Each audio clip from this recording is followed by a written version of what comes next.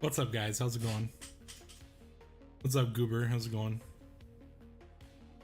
Watch a squirrel fight a raccoon behind my job. Who won, though? That's the real question.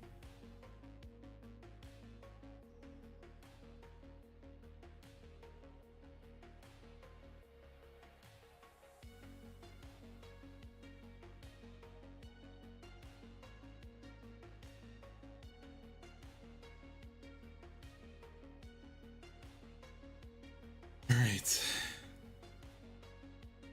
Squirrel got away. Shit.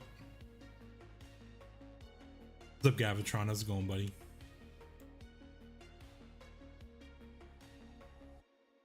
Mic closer? Question mark. Is this gonna be an ASMR stream? There we go. Alright, push this crap out of the way. Move this crap out of the way. Now we got that delicious hand cam. Which one am I gonna open first? That's the real question. Guess we'll open this one because it has the best boy in it. Don't want to zoom in. That's the real question. I didn't actually pay that much attention when I was looking at the spoilers, so I'm not exactly sure what's in here. That's basically why I want to open on stream. It'll be interesting. Be a surprise for the both of us. Settings. Zoom.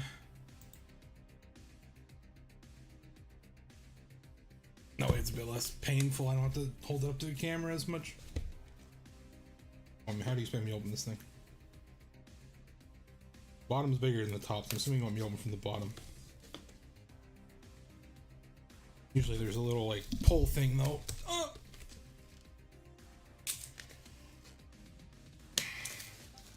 That they just mercilessly super glued it. Holy shit. No lube.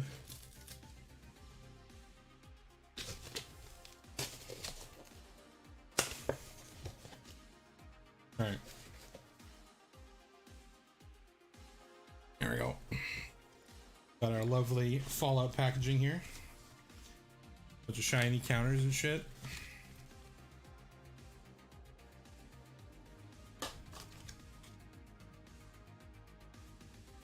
Our deck box, forehead.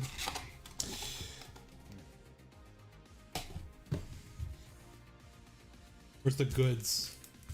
We got our little sample collector pack here, which they give you in every commander deck these days, which is also an incentive for you know, scummy game stores to rip you off and like take them out. But sometimes they put good cards in these things. Unfortunately, there's some sellers like on Amazon and shit who will like sell you like open product already. So we got doggo wago meat there in the front. Bunch of other assorted garbage. Got my card sleeves around here somewhere. Camera, please. Funny Fallout tuber. I don't even have any quips really. Like, not many. A lot of Fallout YouTubers aren't really that funny, are they? Very far and few in between. Rip Mitten Squad. Never forget, dude. One less. One man down.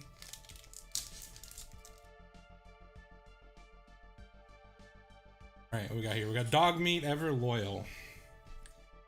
Dog Meat enters the battlefield. Mill 5 cards and return an aura or equipment from your graveyard to your hand. Whenever a creature you can control that's enchanted. Sorry, the foil is going to kind of fuck this up a little bit. Whenever a creature you control is enchanted or equipped attacks, create a junk token. So basically, he brings you things. What can I say, dude? He's the best boy. Brings you things. Brings you equipments and shit. Brings you junk tokens. Why he's the best boy.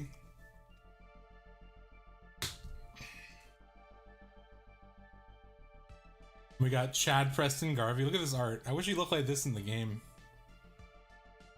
Foil's gonna fuck me up real bad. Fuck my shit up, fam.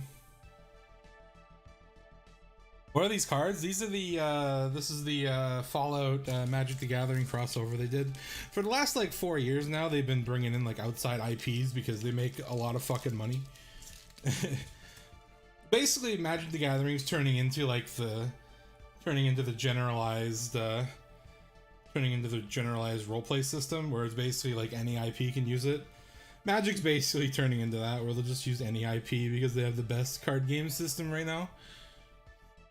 Preston Garvey, Minuteman. At the beginning of combat on your turn, create a green aura enchantment token named Settlement and attach it up to one land you control.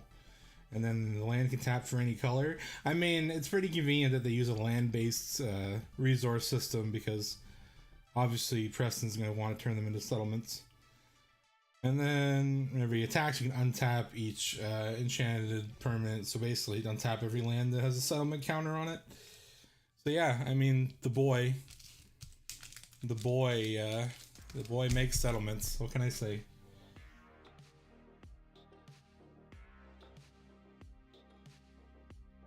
But yeah, it definitely seems like they had some Fallout fans working on these things, which is definitely a nice touch.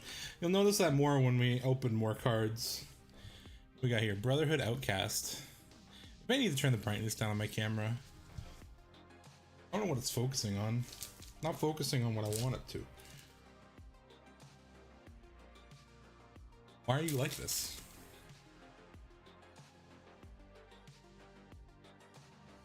It doesn't really matter because I'm reading it out anyway, but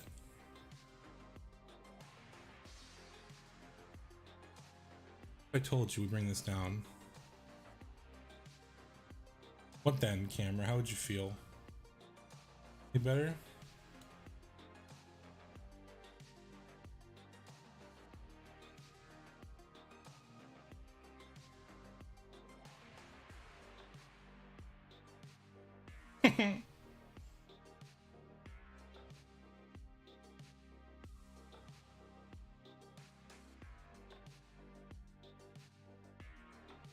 Anyways,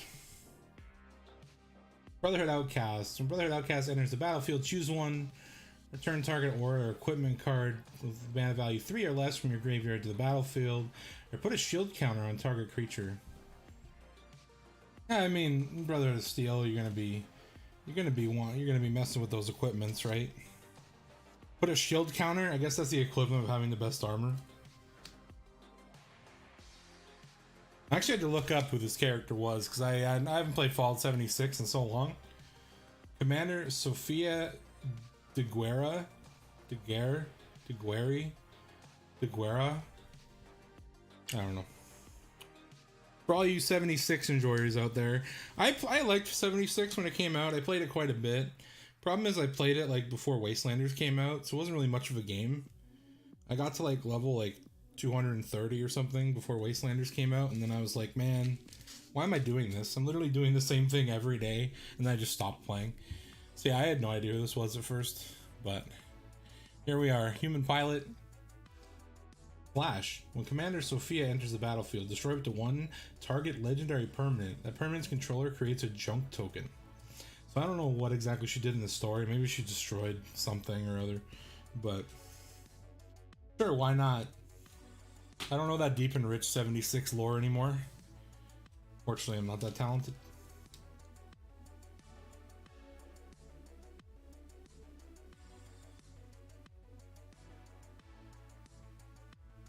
Alright, we got Acquired Mutation. As you can see, we got a few hands coming out of the stomach there. Kinda sus. Enchanted creature. Enchanted creature gets +2/+2 and is goaded, which means it has to attack. And then whenever it attacks, defending player gets 2 radiation counters. Alright.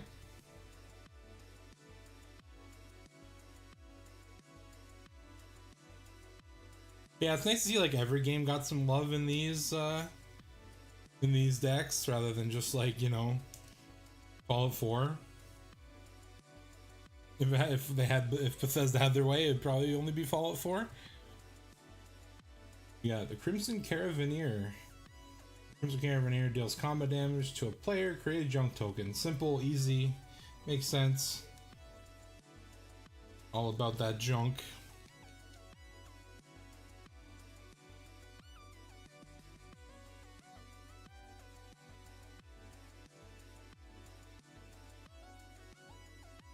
Here's one people are gonna be like, who the fuck is this? Ian the Reckless. When Ian the Reckless attacks, if it's modified, you may have it deal damage equal to its power to you and any target. This is supposed to be Ian from Fallout 1, and the idea is that he can deal damage to you and to anybody who you choose, but that's because he used to always shoot you in game. It's kind of a meme. It's kind of a meme that he would always like hit you because his aim was like shit and he was always behind you. But yeah. May not be a very good fighter anymore, but I'm good enough to best the likes of you. Yep. Yeah, we got a nice Fallout 1 character there. Feels good.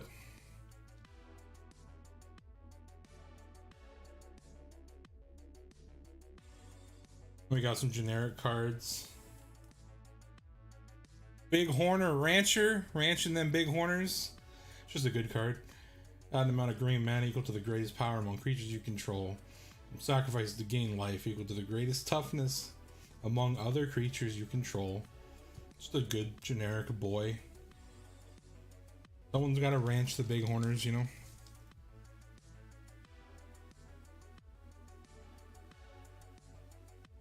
Ian's dope. I mean, he's pretty cool.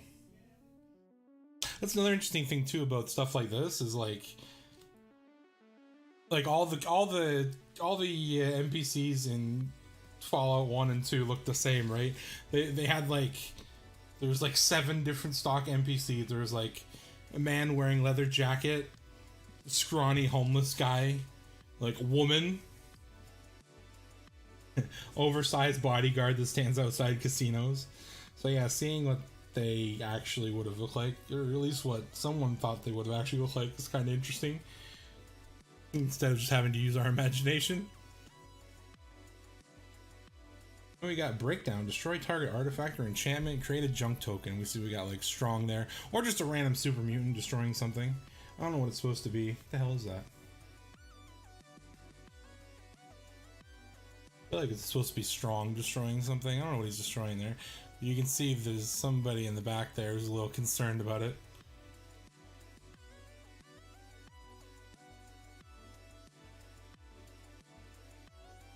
Hope there's a fantastic card. I feel like there is, but I don't remember. I didn't really, like, I looked at the spoilers, but I didn't really pay that much attention. We got Gunner Conscript. Trample. Gunner Conscript gets +1/+1 for each aura and equipment attached to it. When Gunner Conscript dies, if it was enchanted, create a junk token. And when it dies, if it was equipped, create a junk token. So yeah, basically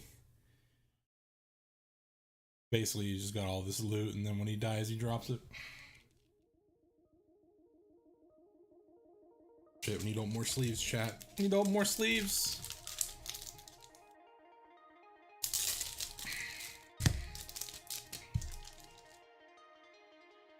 Never mind, I already did. I'm an idiot.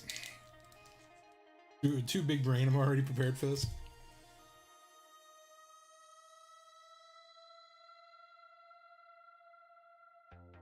Alright, we got Super Mutant Scavenger. Let's see what we got here. Camera, please. When enters the battlefield or dies, return to 1 target aura or equipment card from your graveyard to your hand. Look at that. Guy's just carrying a Nuka-Cola machine and dragging an entire dumpster full of shit with him. Camera, please. Appreciate the art. Yeah, there we go. Beautiful. Alright, looks like we'll have to hold him up a bit closer. Admire Chad Preston Garvey. Come on, you can do it. The foiling is probably fucking with it. What are you doing to me? I can't focus on this.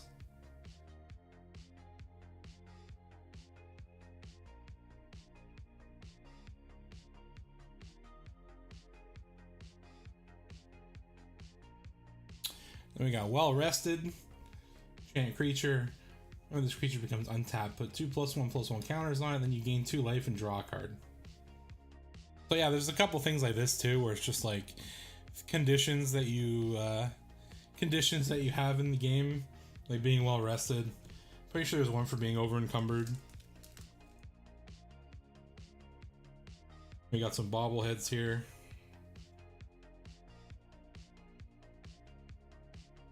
Agility 1, 3 mana, add 1 mana of any color. Up to X target creatures you control each gain haste until end of turn. Can't be blocked this turn, except by creatures with haste, where X is the number of bobbleheads you control. There's one.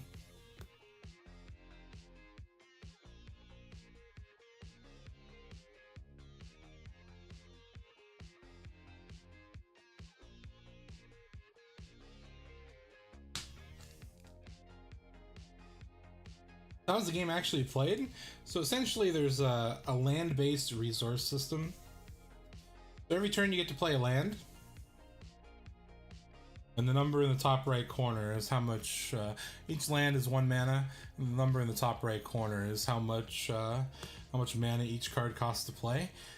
And the colors are what types of lands you need to tap to play them. So this one needs a red, a green, a white, and 2 of any color to play. And then it's just your basic card game of reducing your opponent's life points to 0.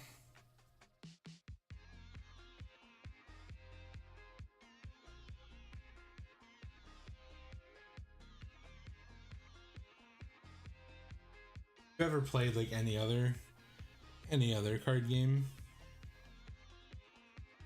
Not really. I guess it's kind of hard to say it like that, because like Yu-Gi-Oh and like Pokemon play completely differently, but get the idea of playing things with a resource system and setting your opponent's life points to 0 is pretty universal. Never seen Magic the Gathering? Yeah, no, it makes sense. Try and explain it better as we go along. We got the Silver Shroud costume. Never actually gotten this at the beginning of the game, so I should try and get it at the beginning of the game just to see if I can get all that cool dialogue. It makes Fallout 4 actually kind of interesting. I don't mind Fallout 4. I haven't played it in a long time. When it enters the battlefield, attach it to target creature, and the creature gains Shroud until end of turn. Shroud, get it? Silver Shroud! Oh.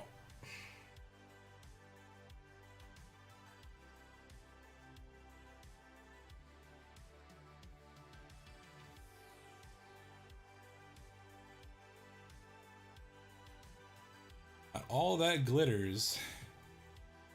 Enchant aura, enchanted creature. Enchanted creature gets +1/+1 for each artifact and or enchantment you control. Sooner or later, the house always wins. Got that flavor text in there. Some guy hanging out in front of Lucky 38, living it up.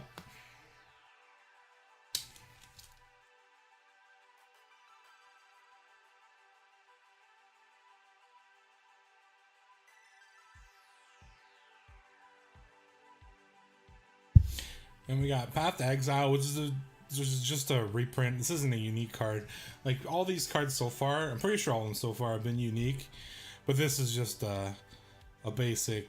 This is a Magic card that's been around forever, and they just reprinted it in Fallout style. And you can see the reflection of the helmet there.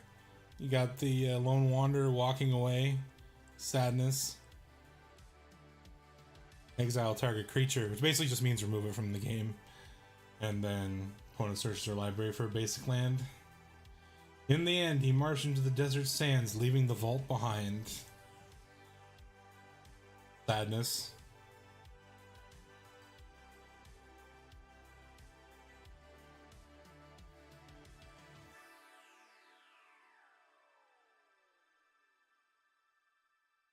Alright, Valorous Stance. We got Hancock, I think. No, it's not. Never mind.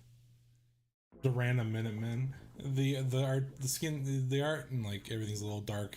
Kind of looks like Hancock when you look at it from a different angle. Target creature gains indestructible. Target creature with toughness. Destroy target creature with toughness 4 or greater.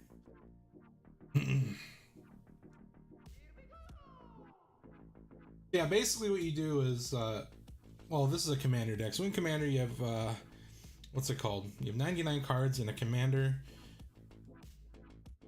Some creatures are legendary. Your commander has to be a legendary creature, so you can choose whichever one you want and then build around it. Then you start with 7 cards. Every turn you draw a card. Ideally, every turn you play a land, and then you just play things based on that.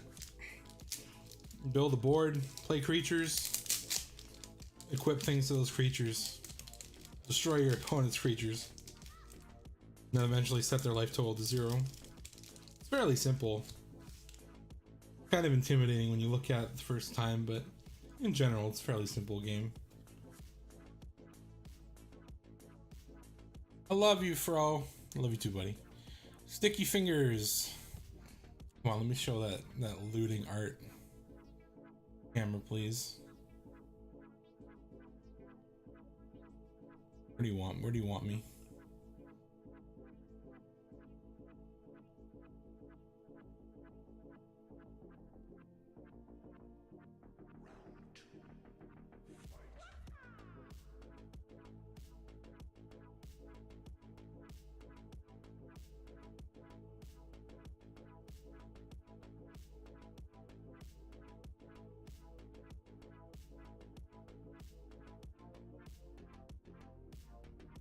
That's the important part. Come on, dude. Come on, camera. Maybe sleeving them is a bad idea. At least first. Abundant growth. Chant the land. Taps for any color. Draw a card. Another just generic reprint. More interested in the Fallout exclusive cards. What the hell is this supposed to be? Some desolate swamp somewhere.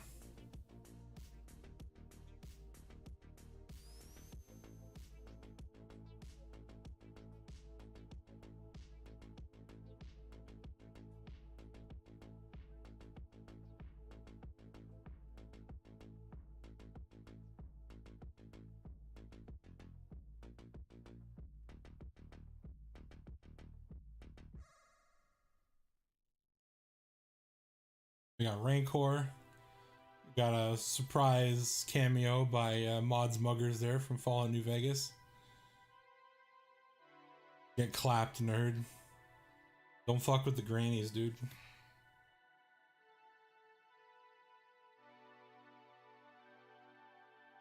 A manual focus option on the camera? That's a good fucking question.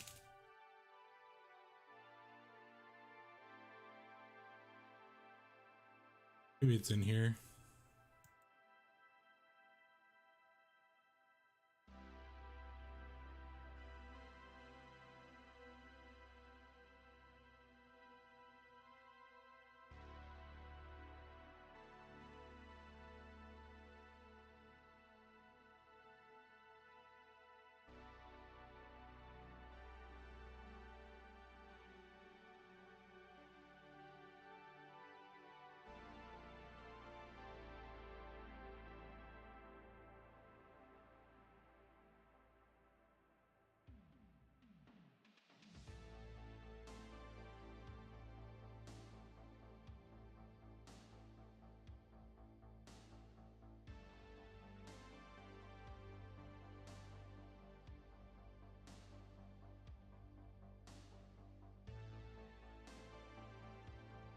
How's that? That's good, right?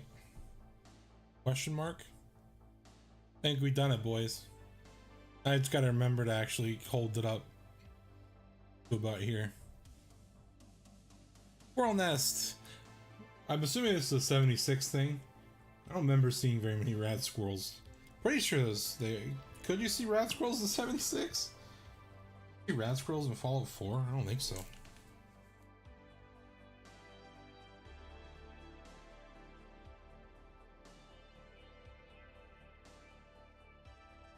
Bro, hand cam, yes sirree, hand cam for me.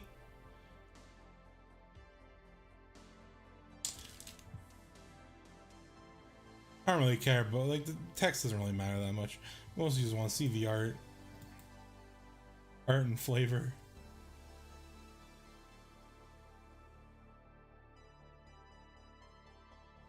Yeah, wild growth. The fucking tree. Impressive. That's just another generic MTG card that MTG card that they reprinted in Fallout style. And we got the Behemoth Sledge, the big bonker. The creatures +++2 trample and lifelink. Smack them around a bit. How much does the pack set you back? I don't remember. I bought all 4 of them. I got a discount. I think it was like $270 or something. All 4. Commander decks, I mean. Kinda had to get all 4. I feel like I was kinda obligated. It's kind of felt like I had to. Arcane Signet? What is this? Oh, it's supposed to be your wedding ring from Fallout 4. Again, Arcane Signet, it's a generic, popular MTG card, just reprinted in Fallout style.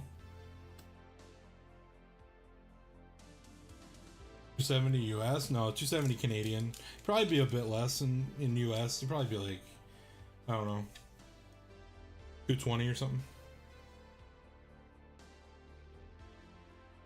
Depends where you are, I guess. Depends how much they want to scalp you for it. Brass Knuckles. When you cast a spell, copy it. Equipped creatures, double strike, as long as 2 or more equipments are attached to it. So basically, when you cast this, you get 2 of them because, you know, 2 Brass Knuckles. Makes sense.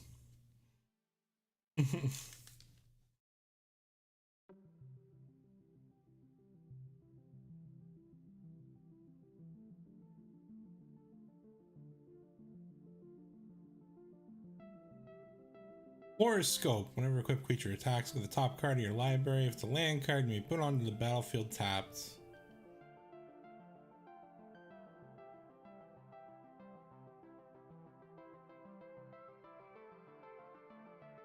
How many cards in total did you get? 400 and something?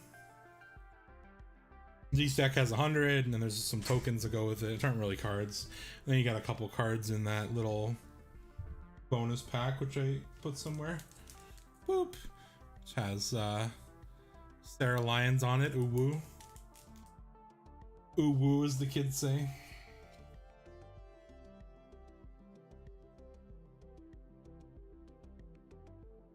We got Fire Shrieker. The creature has double strike. Smack him.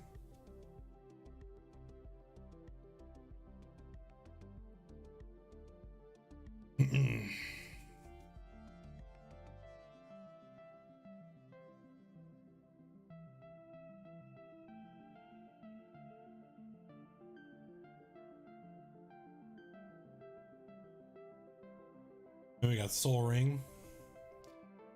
Like it's just a ring of spilled Nuka-Cola Quantum. The Beveragers were pleased by Project Cobalt. Not only did they discover new weaponizable isotopes, but a tasty beverage additive to boot. Look at that. Double the value.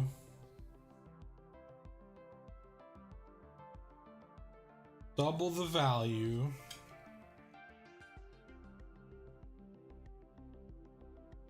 Codsworth, handy helper. Manage your control of Ward 2. Add 2. Spend this to only cast auras or equipments. Attach target aura or equipment you control to target creature you don't, or target creature you control. Proud to serve the boy. Can you get the new Call of Victory they came out with? Was that like, is that the Jones Soda one? Another promo thing. 2024, boys. People actually give a shit about Fallout again. I don't know why. We are. Then we got Idolized. Chain creature has whenever this creature attacks alone, it gets +X until end of turn. X is the number of non-land permanents you control.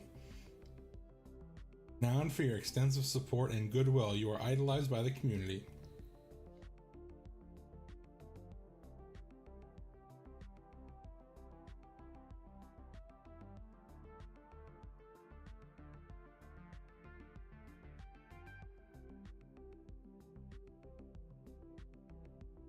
Your pre-war formal wear. Enters the battlefield. Return target creature with mana value 3 or less from your graveyard to the battlefield and attach this to it. Equipped creature gets +2/+2 and has a vigilance. That guy looking fresh. Looking fresh with his Raider mohawk and his 200-year-old clothing. Impressive, very based.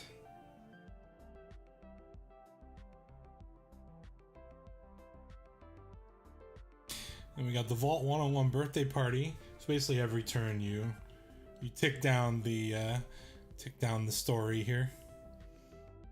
The first one, we create a 1/1 white human soldier creature token and a food token. Get it? Because you gotta bring the people and the cake. And then for the second and third, you may put an aura or equipment card from your hand or graveyard onto the battlefield. If equipment is put onto the battlefield this way, you may attach it to a creature you control. So I guess that's supposed to be the equivalent of getting presents. We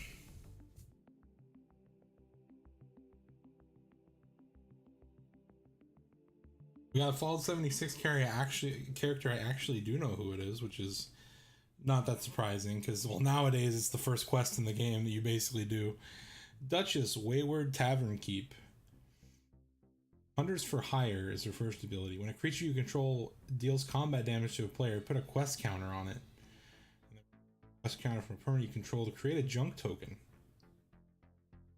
So yeah, basically, as soon as you leave the vault, the Wayward is like right there. That was like one of the things where I was like, man, this game had so much potential, and it slowly started reaching that potential, but like, cause like she hangs out there with like a ghoul, and just like listening to him talk about like, you know, his affliction and the fact that it only happened like 25 years ago. It was just like, oh man, we could add so much of this. Like, yeah, people refer to me as a ghoul, so I guess that's what I am. Whereas like every other Fallout game, it's just common knowledge. But back then, you know, just kind of, you know, it was a new thing, I guess, a new derogatory term. All right, we got Grim Reaper Sprint. Spell costs 3 less to cast if a creature died this turn. Makes sense. Well, it used to get better the more creatures you killed. I mean, I guess it still does, but in New Vegas, the other nerf fix was kind of too good. When Grim Reaper Sprint enters the battlefield, untap each creature you control. It's your main phase or an additional combat phase after this. Makes sense. More combats. It's basically what Grim Reaper Sprint was, just keep popping off nerds. Makes sense to me.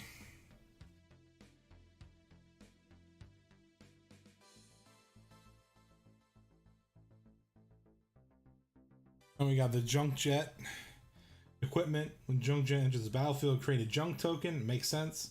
Sacrifice another artifact.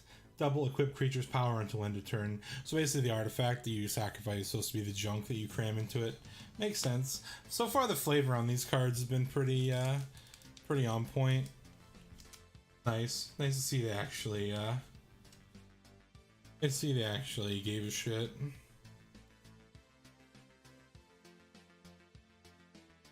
Got Megaton's Fate. Choose one. Disarm.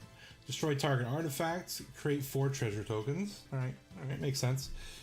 And then Detonate. Megaton's Fate deals 8 damage to each creature and each player gets 4 radiation counters. Alright, makes sense. Disarm it. Destroy it. Get some treasures. And then if you blow it up, it deals damage to everything.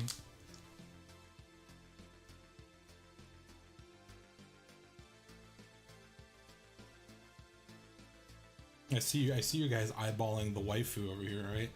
Look away. Not there yet, chat. Vault 21, House Gambit. So first one, discard a card, draw a card. Second one, do the same. Reveal up to 5 non-land cards from your hand. For each one of those cards, it has the same mana value as another card revealed this way. Create a treasure token. Interesting.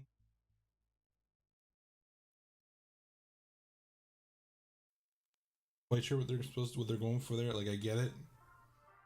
I guess it's just supposed to be like you hanging out and gambling in Vault 21.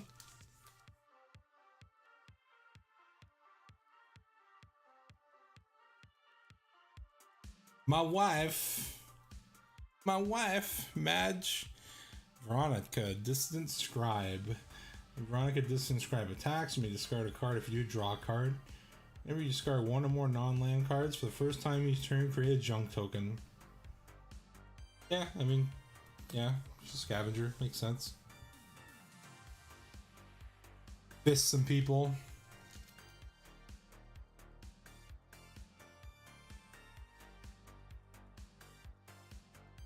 Fist all the kids. Animal friend. Look at that. Attack. Who is that? Who's that supposed to be? I don't know. Some guy wearing like a ghillie suit.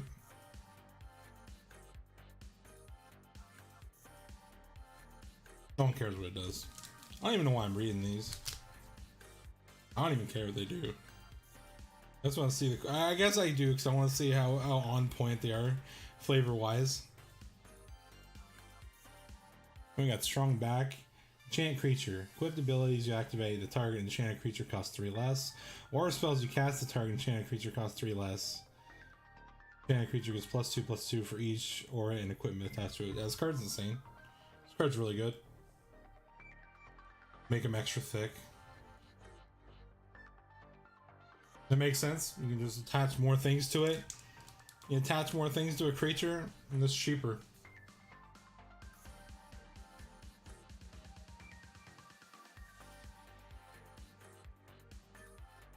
Art on this card bothered me, honestly. I'm not gonna lie. It's so close. Like, the name is literally like how close they were to nailing the flavor of this card.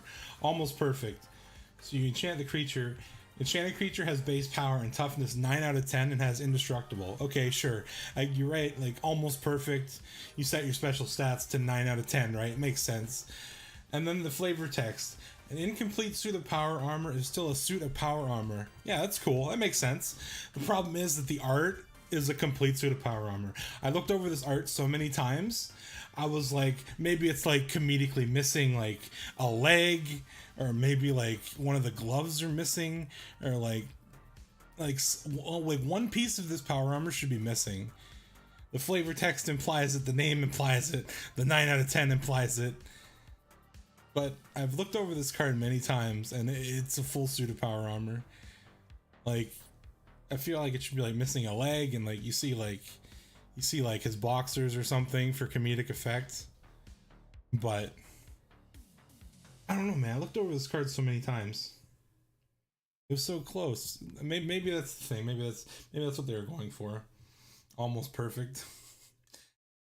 It was almost the perfect card flavor wise. But alas, it was not meant to be.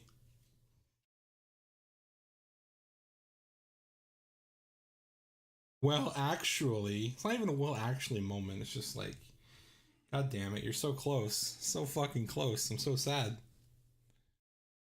Armory Paladin, look at him. He's going burr. He's got his Gatling laser. Cast an aura equipment spell. Exile the top card of your library. You may play that card till the end of your turn. Ad Victoriam. Wow, this was gonna fall over.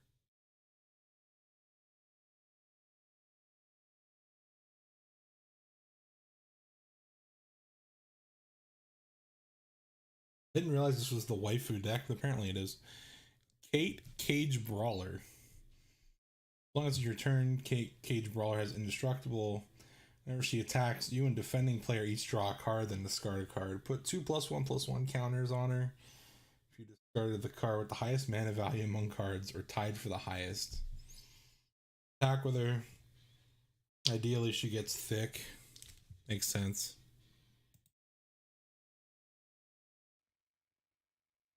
And then we got Cass. Yeah, dude. I just opened it first because it had dog meat in it. Apparently it had all the waifus as well. It's like playing Yu-Gi-Oh! All over again. When Cass or another creature you control dies, if it was enchanted or equipped, return any number of aura cards that were attached to it from your graveyard to the battlefield. Attach, I mean, yeah, okay, whatever. I don't care. Look at that art. Looking at her borked caravan. Unlucky.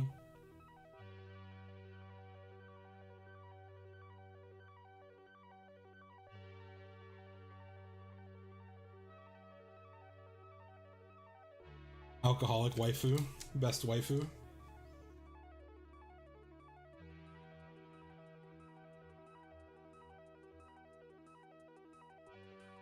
Alcoholic waifu, best waifu, inventory management. Let's go. Best part of the game. Split second. For each aura and equipment you control, you may attach it to a creature you control. So basically, just move things around. Makes sense. when you word it simply like that, yeah, I guess it makes sense, huh? Move your shit from one person to another.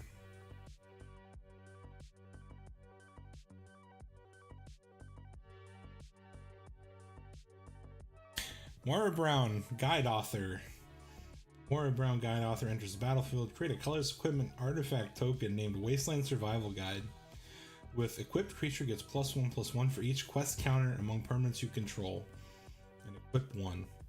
Whenever you attack, put a quest counter on target non-land permanent you control. It's pretty cool. I'll find the Wasteland Survival Guide token in here at the end of the deck, probably. It'll be in here somewhere. But yeah, dude, we got waifus. We got equipments, which is basically the theme of this entire thing. We got waifus. Robo Stream Poggers. What's up, buddy? How's it going? I should stream more, honestly. I need to.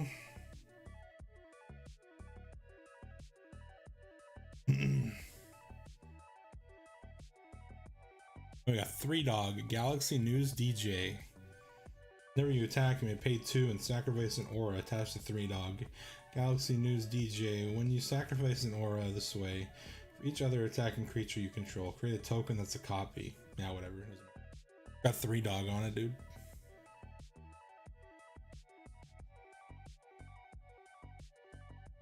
Quote there.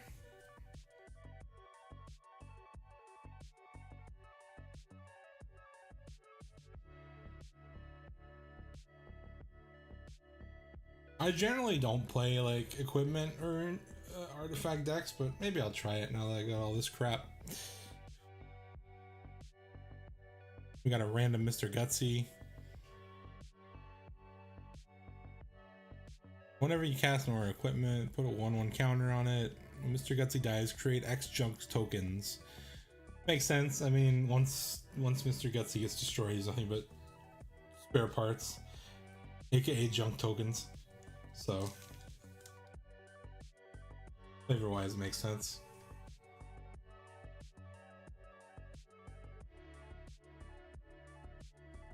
And we got the Pip-Boy 3000. It's got a few modes here. When equipped creature attacks, choose one. Sort inventory, draw a card, discard a card. Pick a perk, put a +1/+1 counter on that creature, and check the map. Untap 2 target lands. Makes sense, very flavorful. Sort inventory, move things around, draw a card, discard. Pick a perk, creature gets a little stronger, and then check the map. Untap 2 lands. Got some lands here. Got Junktown, modern day rendition of Junktown. Not much, but it's home. Add a colorless and then sacrifice it to create 3 junk tokens.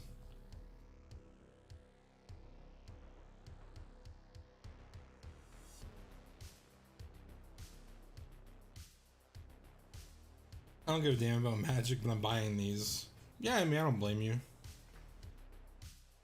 Pretty cool. Then what do you know? Maybe you'll actually play with them once in a while. That's basically why they want these outside IPs, right? It's like the Fallout fans will buy them, and then they'll have them and be like, yeah, maybe I'll play with these. We got Sunscorched Divide. Divide they came, in the divide they rest. Ulysses. Fucking Ulysses. I actually don't mind him that much. I meme about him quite a bit, but he's alright. He's fine. I never kill him. I just tell him to stop being salty, and then that's about it, really. That's usually how it goes. Tell him to stop being a salty little bitch boy, and then I let him live. We got Mantle of the Ancients. Can't creature you control. When the Mantle of the Ancients enters the battlefield, return any number of target aura equipments. Okay. Yeah, so basically, yeah. I mean, what can I say, dude? Fuck the effect. Look at that shit. We got sick Fallout 2 references in here. Sick Fallout 1 references in here.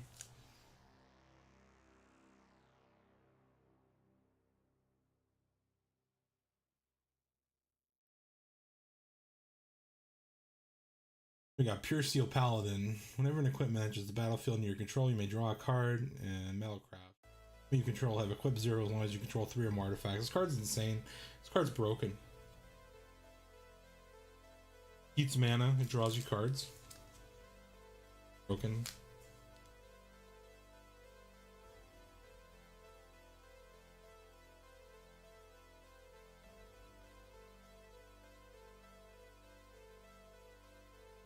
Single combat.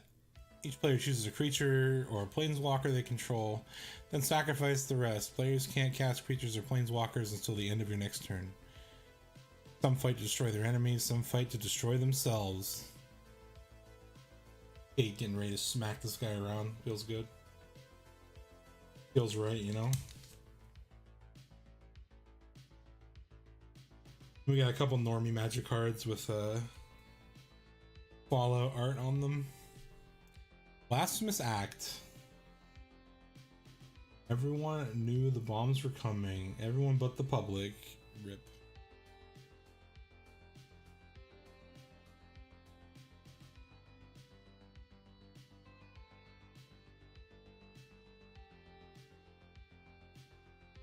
Chaos Warp, again, another card. Gotta head out. Have a go on, buddy. I appreciate you stopping by. I just opened the Mothman deck the other day. Mothman deck seems pretty cool. We'll be opening that eventually. So we got, well, I don't know what's happening here. Oh, we got some like alien abducting happening here. This Brahmin's getting sucked. He's getting the mega sucked. No one knew what the Zetans wanted, but whatever it was, it involved cattle. Not the cattle, dude. Leave the Brahmin alone.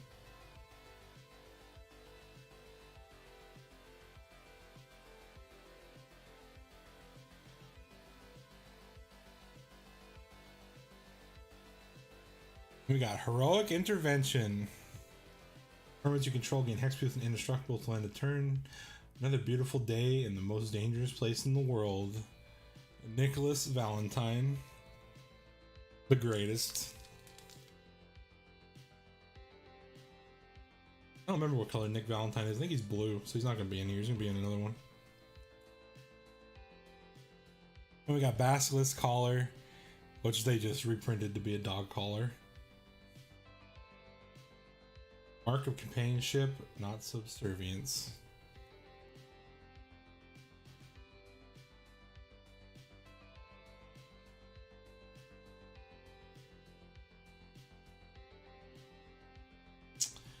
Bloodforged Battle Axe.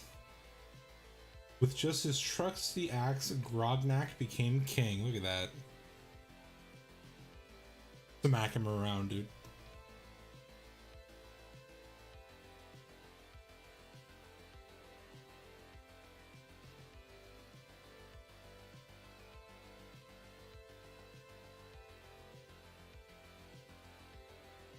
Champion's Helm. I'm assuming this is a reprint of a card that already exists.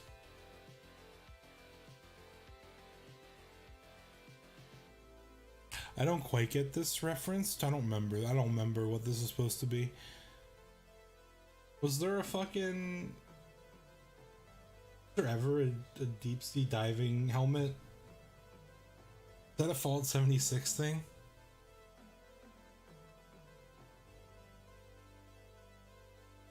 Probably really obvious and I just don't know it.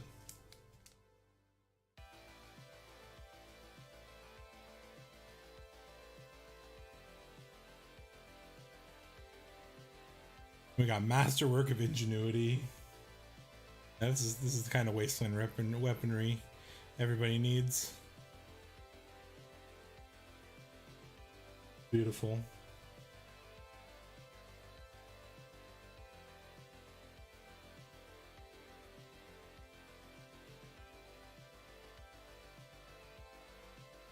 We got some lands, just generic lands.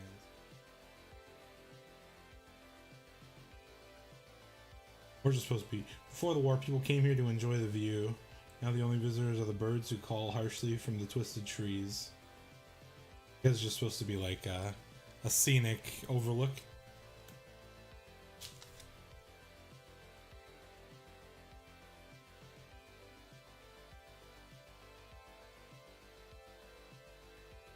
Cinderglade.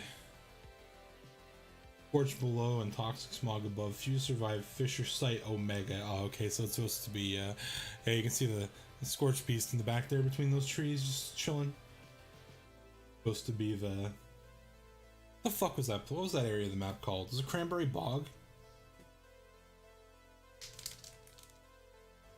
I don't remember. Been a long time since I played 76. Every once in a while I think about going back to it, but I never bother. I feel like it would end up like taking over my life again.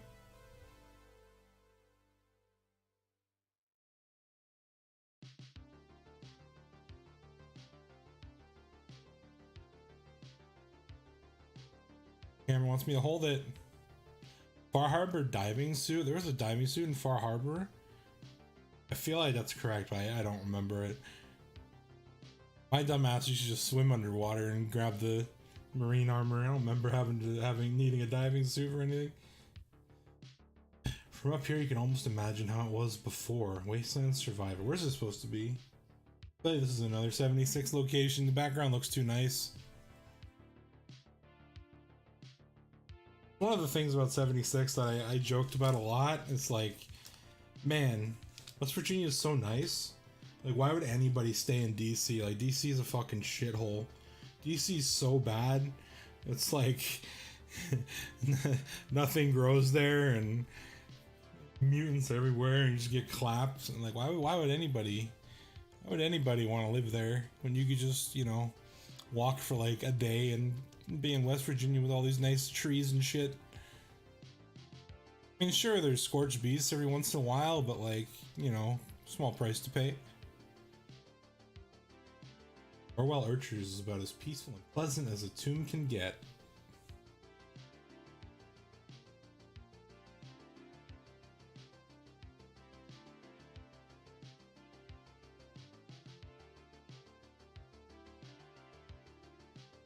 And we got Mossfire Valley, which they just use as the pit.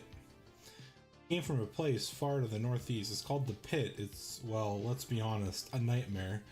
Warner. Actually, I need to fact check these quotes to make sure they're actually in the game. Well, actually, I'm just gonna assume it is. I don't fucking know. I don't care that much. I don't care that much about anything, to be honest. Now that I think about it. I don't really care that much about anything. Rootbound Crag. Mutant Strangler vines carry the town of Tanagra up into the treetops, where it remains to this day. I feel like I remember that from 76. Could be very wrong about that. I remember there being like this place in the forest, and it was like all in the trees. I just assumed it was like built that way, but it wasn't. Maybe it wasn't.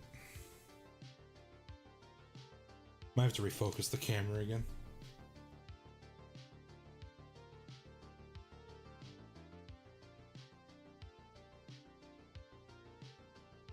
Scattered Groves. Waiting harvest around the Groves family cabin are plump pumpkins, hardy carrots, juicy mute fruit, ravenous scorch beasts.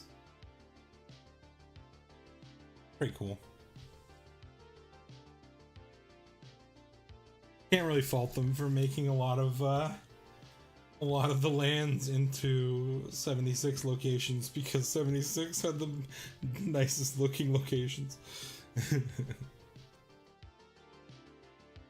We got Scavenger Grounds, which they decided to make the Good Springs General Store. Correct.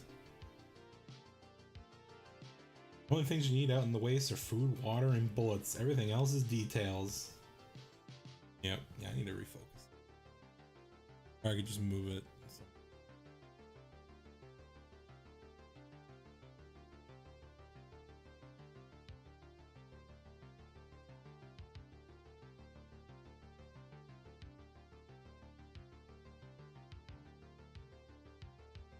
I want it to focus so fucking hard.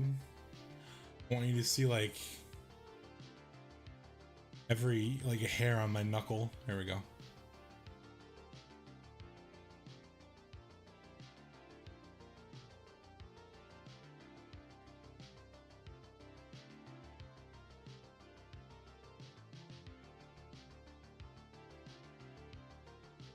There we go. It's fucking beautiful. That's what this is what we want.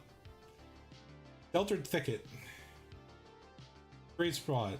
Traders run close enough for easy pickings, but not so close that we end up skinned. Sully's log. Where is this? Where the fuck is this supposed to be? Supposed to be the quarry from Fallout 4? Is that a thing?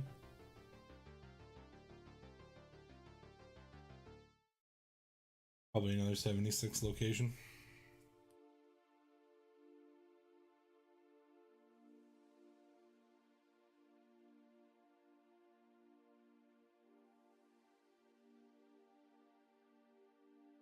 I just skip the lands. I don't really know if you guys give a shit. Art's kind of nice though. Some Braum in there just chilling.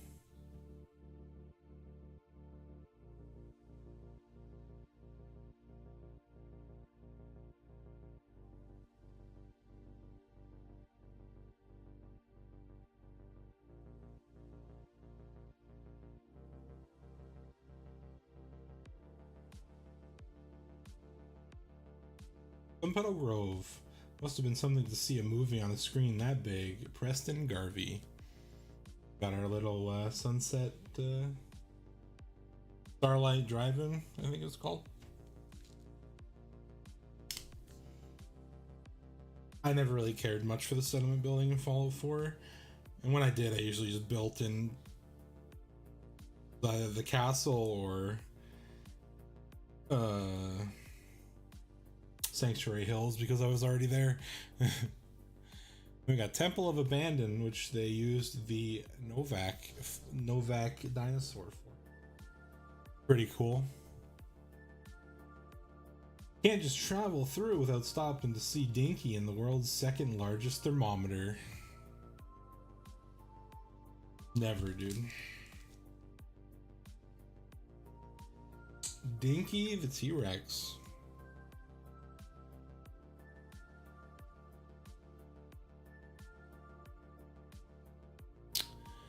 Temple of Plenty.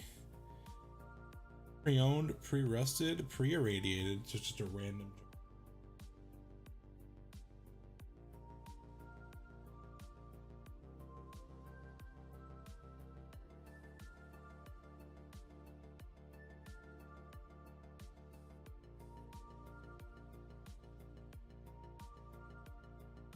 Alright, what we got here? Temple of Triumph. So we got the arena right in front of Caesar's tent there. It's kind of cool. All matches continue until one side is dead. No exceptions. Hardcore as fuck.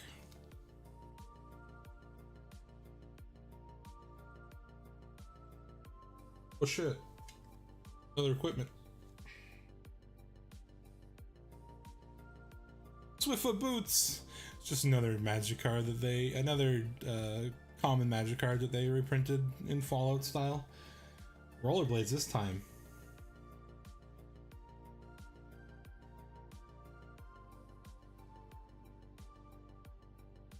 Yeah, now that I figured out how to focus my camera, can we get a good view of Chad Garvey? Oh yeah, look at that. Ready, dude.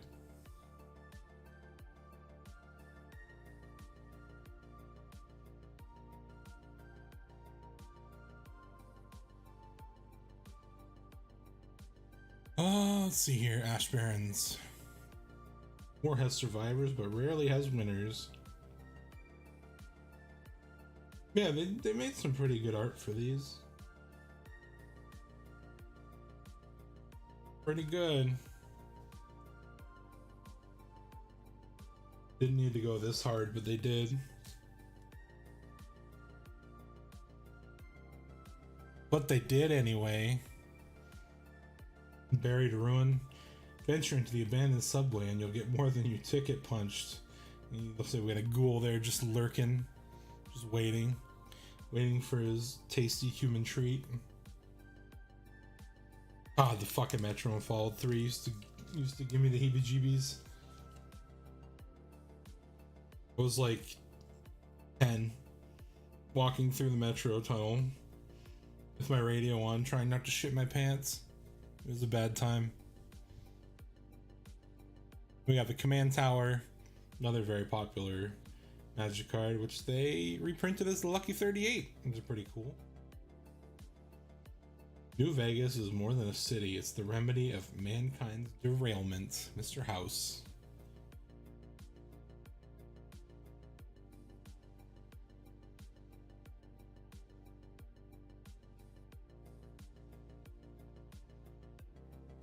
Evolving Wilds. One day, maybe, kids will play here again. Preston Garvey. Yo, Preston, why you gotta hit me in the feels like that, dude?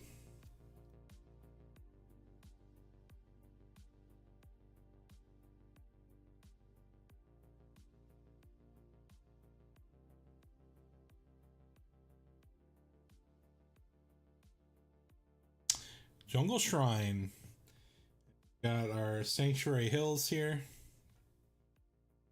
Once the houses of tomorrow, now the tombs of today.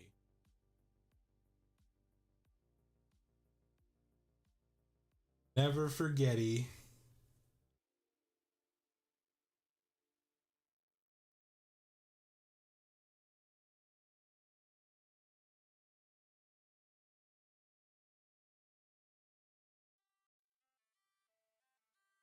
Path of Ancestry. We got our Fallout 3 room here.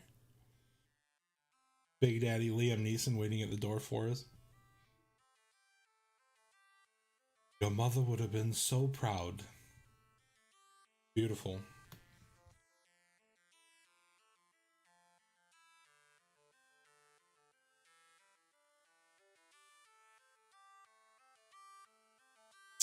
Roadside Reliquary. Where's this supposed to be? Surprise what people leave behind on the old roads. You gotta keep your eyes peeled for the good stuff. Yeah, look. Oh, wait. Yeah, I don't know. Looks like it's just a random bit stop there. I was looking. I saw the guy wandering. I'm like, oh shit. And then I was like, no. Nowhere in specific.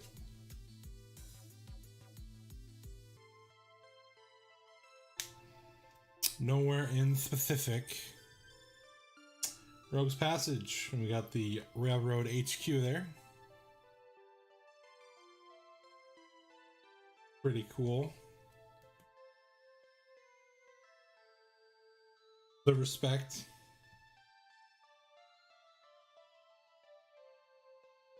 Right here. Temple of the False God. Pain clears the mind of evil thoughts and allows him to better comprehend the glory of the Master. Father Lasher. So I guess this is the church from Fallout 1. I'm assuming that's what that's supposed to be. Makes sense. Looks very church-like.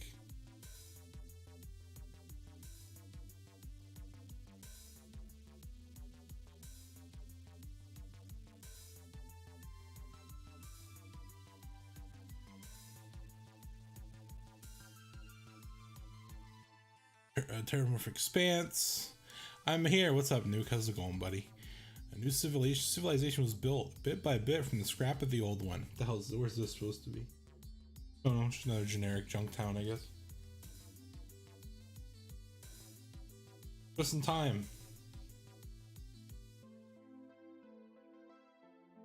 I'm slowly but surely getting through the first deck now. And we got our lands. What's going to your Twitch? Yeah, no, it makes sense.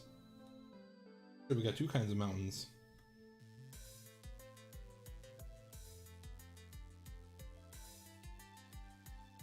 We got this one, which I'm assuming is supposed to be the Nuka World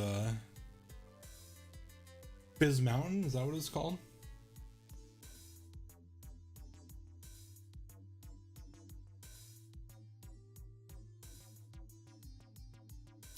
And we got this.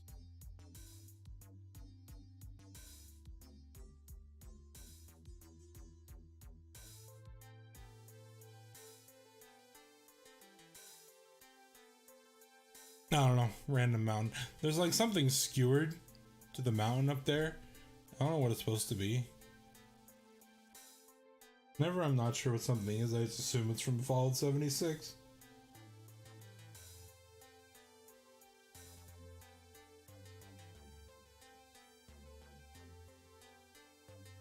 My go-to.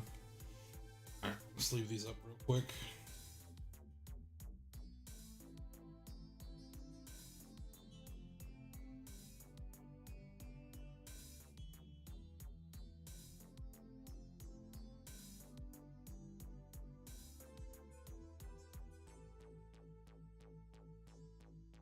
Normally I wouldn't bother sleeving up basic lands, but Fallout basic lands, so they're special.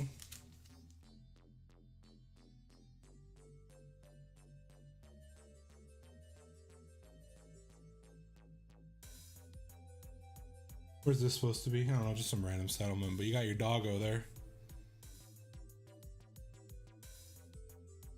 I haven't played Fallout since it came out, so I missed a lot of references, yeah.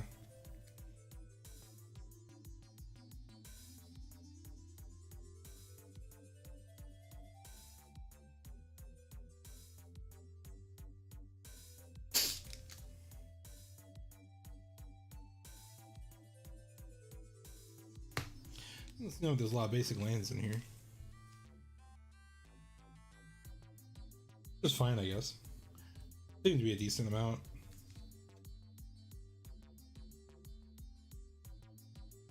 Nice that these ones are full art, I guess.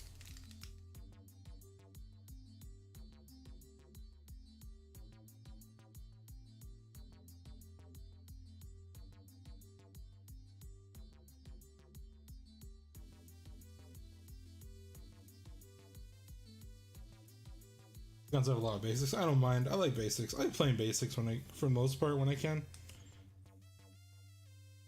Maybe that's just because I like ramping though. Most of the ramp, most of the good ramp wants basics. Maybe that's why. I just want to play large green men. What can I say?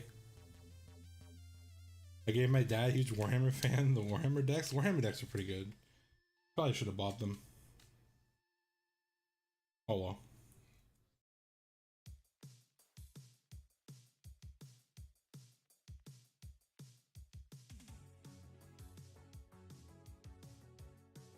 Yeah, it's interesting.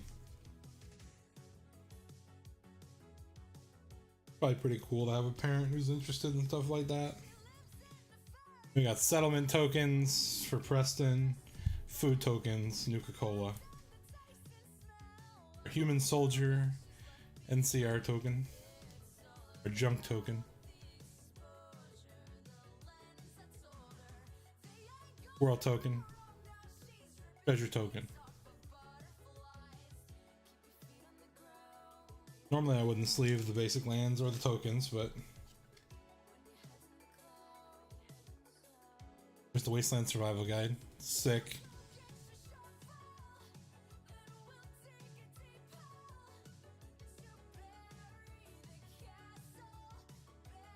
But yeah, I don't know which one I'm gonna open next. That's the real question.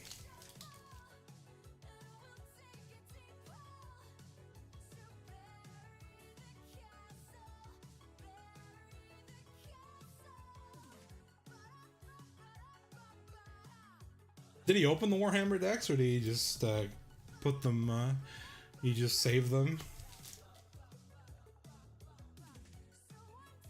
Collect them, rather.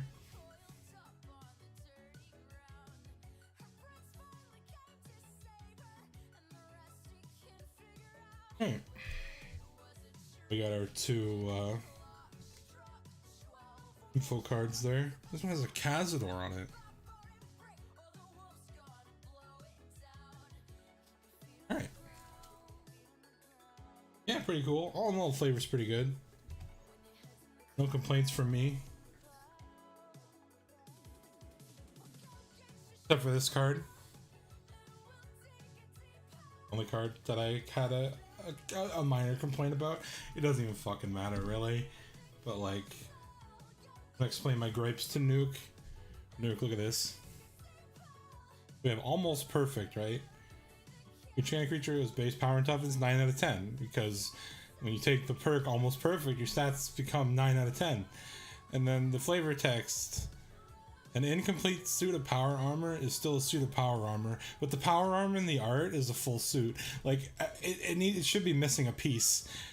Like, everything about this card. Ironically, this card is almost perfect flavor-wise, but the art, you just, like, remove a piece. Anything. An arm, a leg. You remove the leg, you can, like, comedically, like, show, like, his boxers there or something. It's almost a perfect card. It's assless chaps. Yeah, okay, maybe it's the back. Maybe that's what I'm missing here. Maybe that's the 300 IQ art that I'm missing here. Bro, small brain. It was cooler than I thought it would be. Yeah, I think it helps when there's, like, references from every Fallout game in here. Alright, we're gonna take our deck, we're gonna put it in our premium deck box here. Then we're gonna open another one. Oh yeah, I gotta open the sample pack too. See if we get anything good.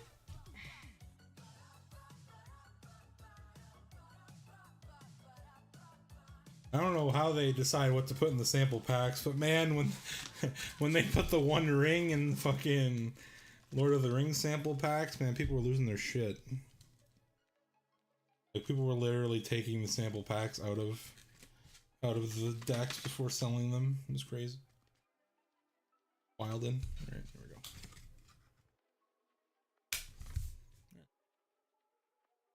One pack opening stream.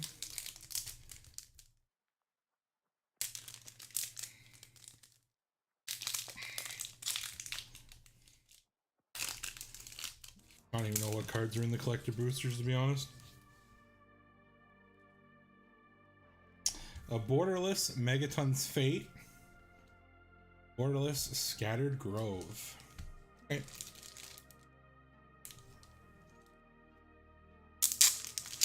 Ironically, this was the deck that had Megaton's Fate in it, but I got the borderless one.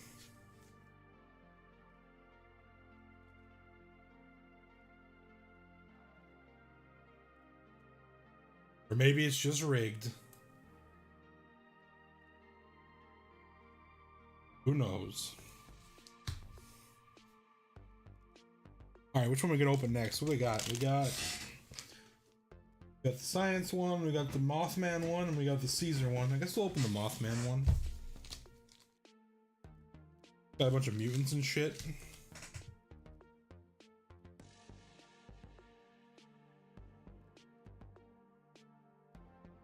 I don't know why, but man, they really sealed these up. Like, usually there's like a little thing here you can like pull across and rip it, but there's nothing here, man. No mercy, just endless super glue. I almost missed the throw. I'm glad you're here, buddy. I'm gonna be here a while. Fuck, I just finished opening one. I'm gonna be here for the rest of my life. It's alright though. At least I have you guys here to keep me company. Gotta pull these fucking tokens out later. Those are cool and shiny. Oh shit. Dropping things. I dropped the life counter. No! Alright. Got our sample pack here. Open that last again, I guess. This. So my premium deck box. I like this way of streaming. Oh shit, open the doggo. We did. We opened the best boy. Best boy and waifus. Naya colors make me hurl. Because you were playing against Naya humans in standard that one time, you're probably getting clapped.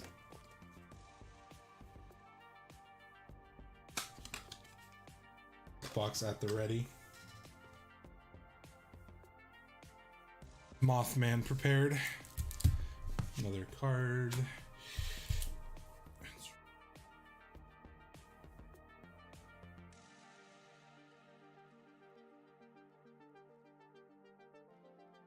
The only reason I like Naya colors is because they have the dinosaurs in them. It's really about, that's the only reason. It's the only time I ever approve of Naya colors. Where's the tab? There it is.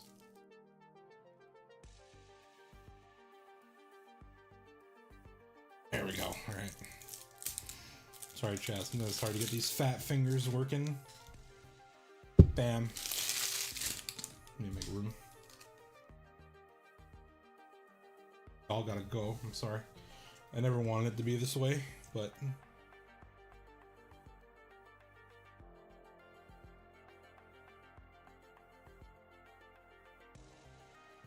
all right.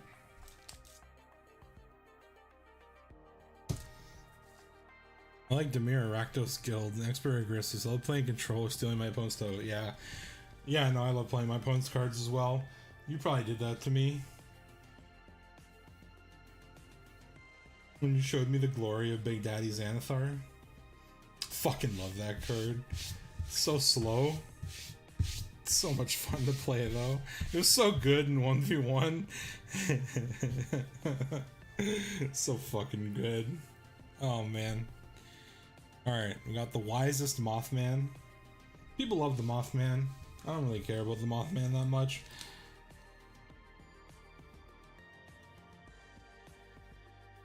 They don't print any fun cards, kind of tilting, yeah.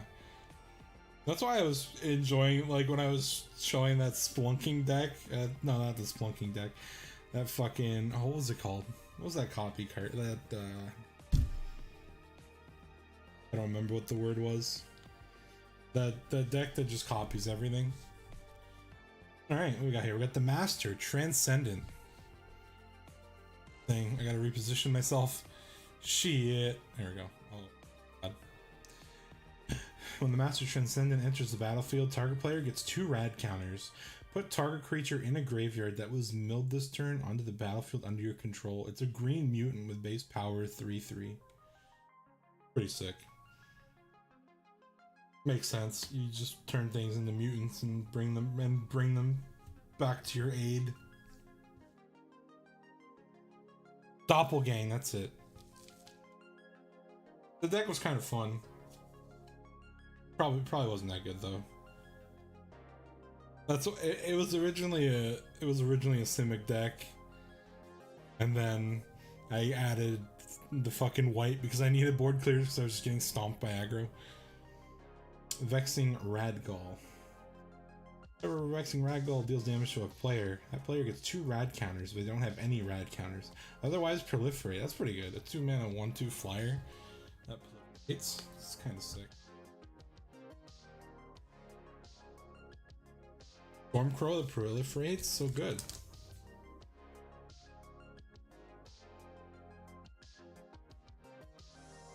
Bought the Master Search Foil Borderless. It's pretty cool. So did I. It's sitting here in this sample pack, Poggers. I'm just kidding, I'm not that lucky. They probably don't even put any of those in the sample packs. Sample packs are probably nice and rigged. Blowfly Swarm. There's a battlefield with 5 +1/+1 counters on it. Damage will be dealt to Blowfly Swarm. While it has the 1/1 counter on it, prevent that damage and remove that many counters from it. Then give each player a rad counter for each 1/1 counter removed this way. What do rad counters do? I don't remember. Are they like poison or something? The rad counters. Any context? I don't remember. At the beginning of your pre-combat main phase, if you have any rad counters, mill that many cards for each non-land card milled this way. You lose 1 life. And a rad counter. Okay, so they don't stick around forever. That's good.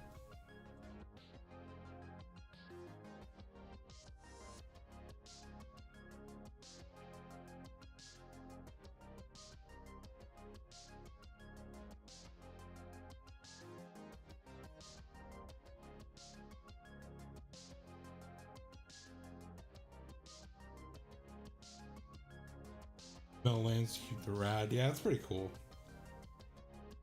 We playing a mill deck now. Poggers! Infesting Radroach. Flying. Infesting Radroach can't block. Whenever it deals damage to a player, they get that many rad counters. Whenever an opponent mills a non-land card, if it's in your graveyard, you may return it to your hand. That's nice. Nice and annoying. 3 mana. Alright. Wish it returned to the battlefield, but it'd probably just be too fucking cancerous.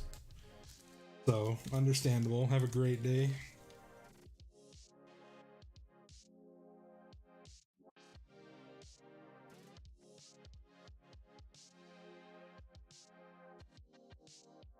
Cathedral Acolyte. Each creature you control with a counter on it has the ward 1. Put a 1/1 counter on target creature and enter the battlefield this turn. It's kind of gross. It's pretty fucking good. I don't really play +1/+1 counter decks, but it's pretty fucking good.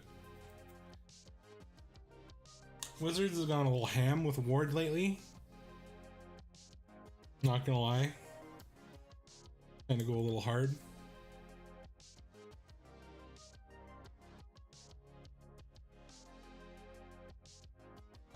Glowing one. Let's see what we got here. Death Touch. When glowing one deals combat damage to a player, they get 4 rad tokens. Damn, dude. Player mills a non-land, you gain 1 life. That's not nearly as relevant, but damn, dude, 4 rad counters, 4 mills.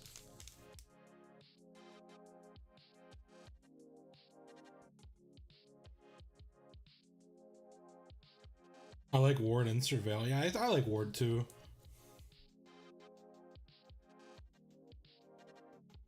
Gamma of Drink. Draw X cards.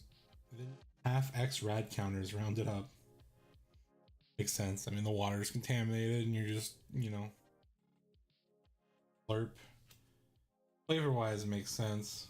Gameplay wise, might be a little rough. Mind you, I guess you're playing Dimir, so milling your own cards isn't that bad a lot of the time. Just fucking bring him back. We got a girthy boy here. Is this card good? Whenever I see a card that has, like, you know, a billion mana cost like this, usually it means it gets reduced. The spell costs 1 less for each counter among players and permanents, just all of them. That's pretty good. Trample enters the battlefield tapped. I mean, it makes sense. It's a fucking sloth. Gotta come in tapped. Have no choice.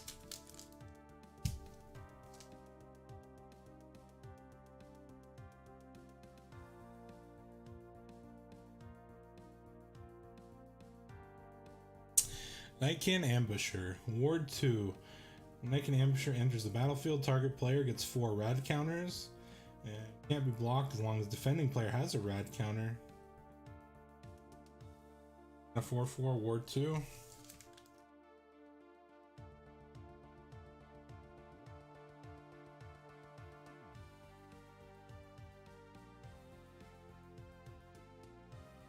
Alright, what we got here? Raoul. Troubleshooter. Once during each of your turns, you may cast a spell from among cards in your graveyard that were milled this turn, and then you can tap it and each player mills a card. Raul Alfonso Tejada, former gunslinger and sole survivor of Hidalgo Ranch, at your service. Hidalgo? Too white. I'm too white for these names. Surprised I knew how to pronounce his last name.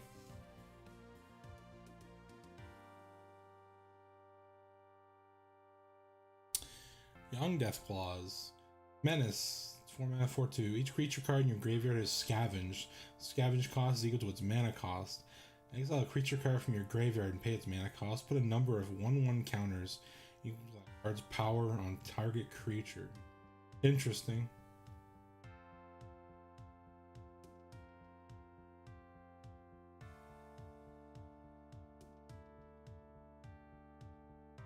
So you want like low cost, high power creature for that? Mechanics, it's fine.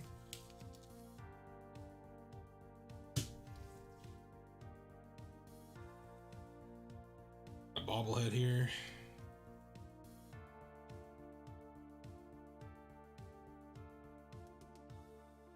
Strength bobblehead, add 1 mana. 3 and tap. Put X 1/1 counters on target creature where X is the number of bobbleheads you control. Activate only as a sorcery. So we got 1 here. The other precon had 2 bobbleheads. So there's 7 in total.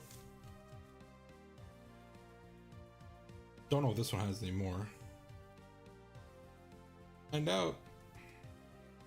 7 bobbleheads in total, or did they go all the way and do 20? I'm assuming they just did the 7. We got Cultivate. Classic staple card. Feels good. Fucking love Cultivate.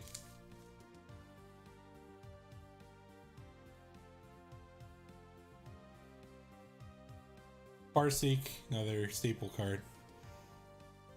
Me and Jacob went separate ways after the business with the rig. I went east into the Rockies looking for other mutants like myself. So we got Marcus on the art there. and making his journey to far off lands.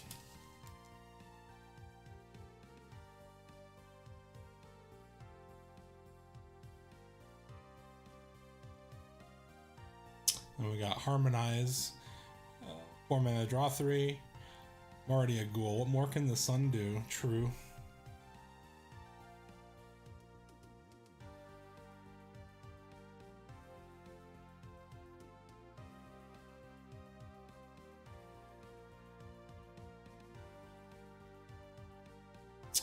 Inspiring Call. Draw a card for each creature you control with a 1/1 counter on it. Those creatures gain indestructible till end of turn. It's kind of nuts, and it's instant speed. Assuming that card already existed, but I've never seen it before. It's kind of broken.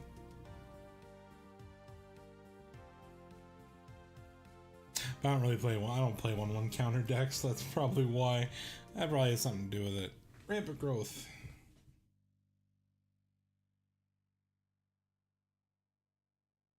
That's new. I think that's new too.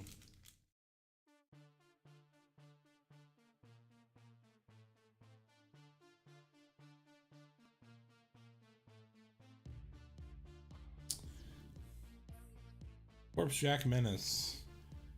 One or more 1/1 counters would be put on a creature you control, twice that many are put on it instead. So we basically got the doubling season type effect on a creature. Those are always good.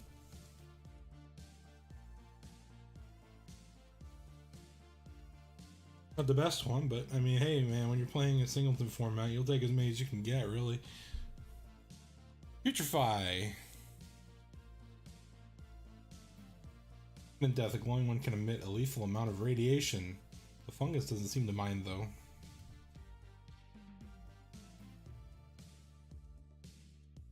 From Tarkir. Yeah, that makes sense. It seems like a very generic, like a generic good card. Winding Constrictor. If one or more counters will be put on an artifact or creature you control, that many plus one of each of those kind of counters are put on that permanent instead. If you get one or more counters, you get that many plus one of each of those kind of counters instead. So I guess that's like counters. I guess that second line of text is for counters that like specifically target you.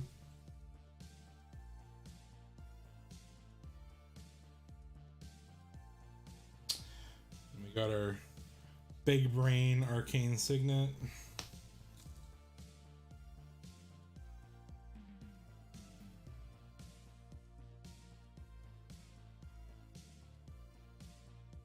Clasp.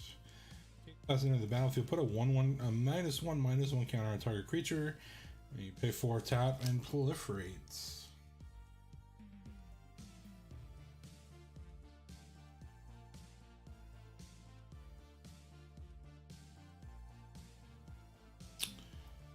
Lowering.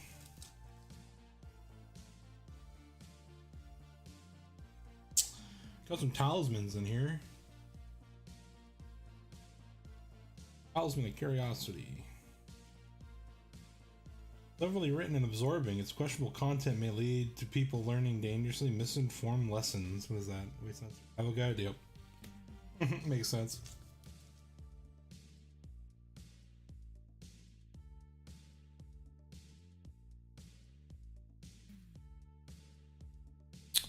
Talisman of Dominance. What's that? Oh, Grognak. Okay, makes sense.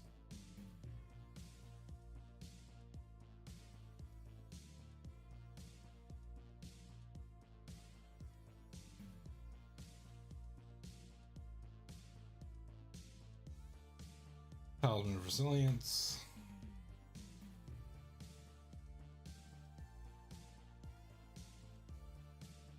Already looked at most of these lands, at least the art for them. Got our lucky 38 command tower.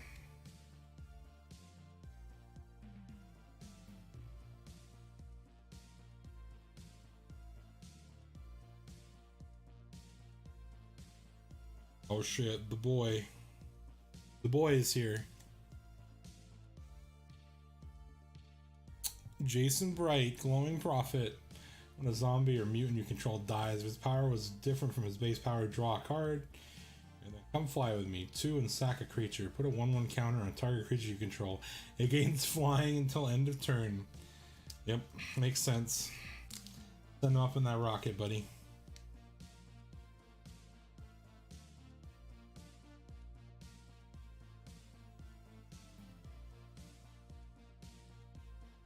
Mirror Queen.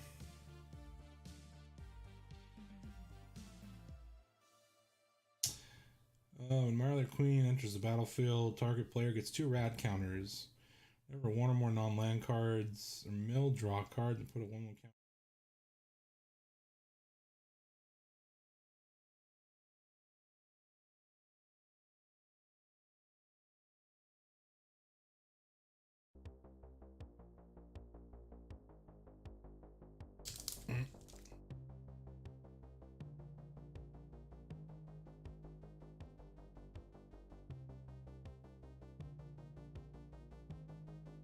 Hyper right, public reporter. Deals combat damage to a player, investigate that many times.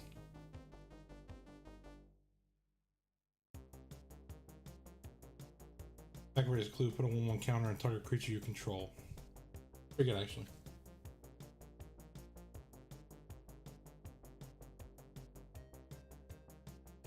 I say that only because I was thinking about building a clue deck. And this card, no, this card is actually broken. 4 mana, Storm, Proliferate. That's it. That's all you need, dude. You put Storm on a card, it's broken. Easy. Fucking Storm, Proliferate. Oh, man. Never play against Planeswalker decks with this.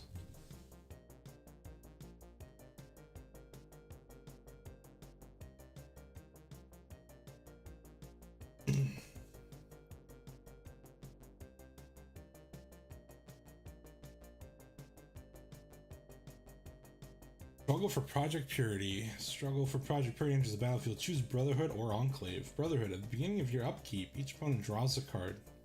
You draw a card for each card drawn this way. Enclave. Whenever a player attacks you with 1 or more creatures, that player gets twice that many rad counters.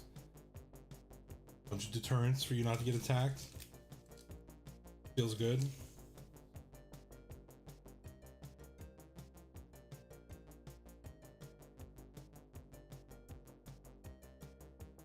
Feral Ghoul.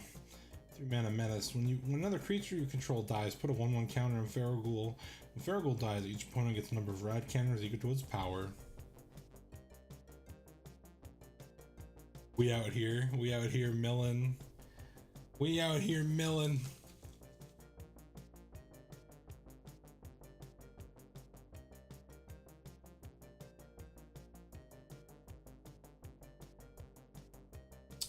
Hancock, Ghoulish Mayor. Other creature you control, if a zombie or mutant, gets +X, where X is the number of counters on Hancock. And he has Undying, that's pretty sick.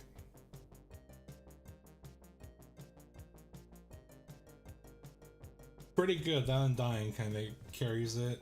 Otherwise, it was pretty The fact that it has Undying is pretty insane.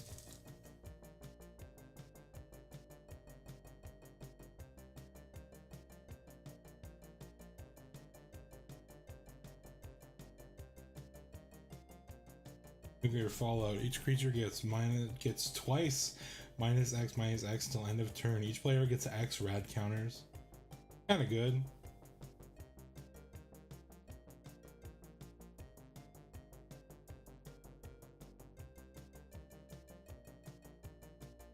Kind of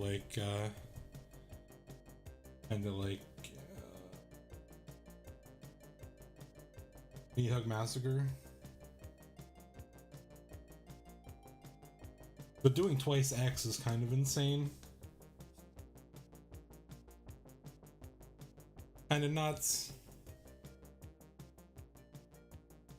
Reaching Scorch Beast. Flying Menace. Whenever it attacks, each player gets 2 rad counters. Whenever 1 or more non-land cards are milled, you may create that many 2/2 zombie mutant tokens. Do this only once a turn. Watching Command Zone play these decks, how did it go?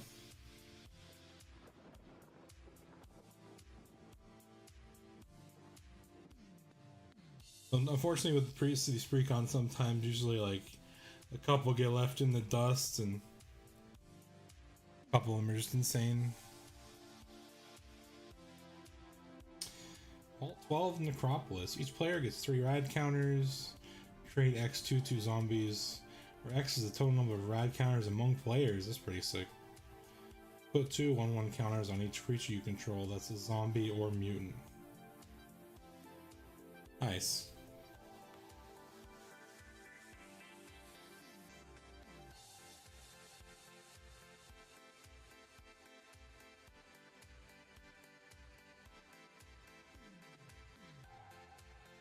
Harold and Bob, first Newmans.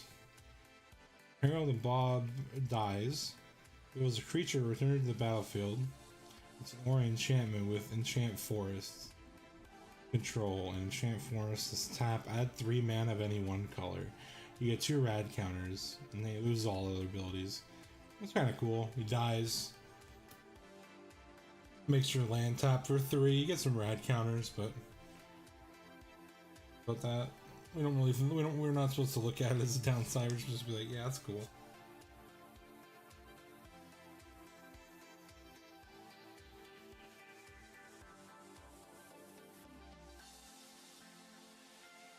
Willie Bowen, Raging Grandma, Vigilance. Enters the battlefield with 2 1/1 counters on it. At the beginning of your upkeep, double the number of 1/1 counters on her if its power is 16 or less. Otherwise, remove all but one of them. You gain 1 life for each 1/1 counter removed this way. Okay, so it just gets bigger and bigger until we reach the 16 cap, and then goes back down to 1, and we gain that life, gain the difference in life. It's kind of cool.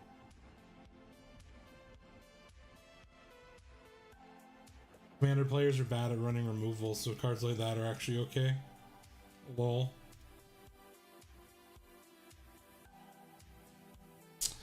Power Fist. Equipped creature is trample, and whenever this creature deals combat damage to a player, put that many 1/1 counters on it. Equip 2.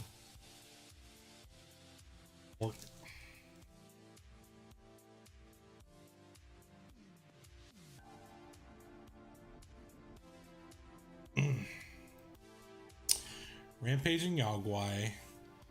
Rampaging Yogwai enters the battlefield with X 1/1 counters on it. When enters the battlefield, destroy any number of target artifacts and/or enchantments with total mana value X or less. That's pretty cool. Mass artifact and enchantment destruction is always pretty cool.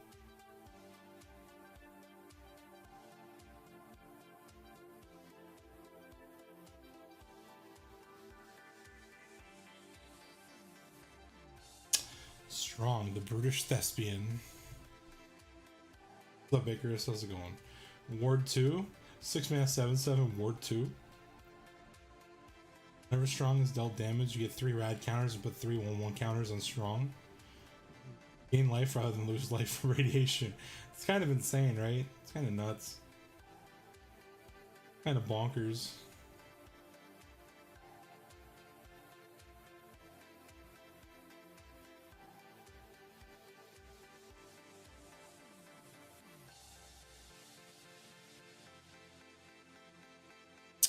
Potato Farmer. When a land enters the battlefield under your control, you may get 2 rad counters. Put target land card in a graveyard that was milled this turn onto the battlefield in your control tap. It's pretty cool. It's pretty good. I like ramp. What can I say? It ramps. Me likey. Simple, man.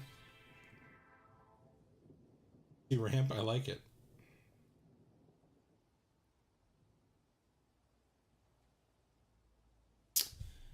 Watchful Radstag. Evolve. Creature enters the battlefield in your control. If that creature has greater power or toughness than this creature, put a 1/1 counter on it. Whenever it evolves, create a token that's a copy of it. Oh, okay, so it's just a minion spam. Creature spam. Feels good, man. Here he is, the girthiest boy. Girthiest boy to ever girth. Frank Horrigan. Trample. Agent Frank Horrigan has indestructible as long as it attacked this turn. Whenever Frank Horrigan enters the battlefield or attacks, proliferate twice. So he's got that sick, like, Primeval Titan, whenever it enters the battlefield or attacks, do something twice. Except it's proliferating instead of getting lands. It's good art. Yeah, it's pretty good, huh? Pretty sick.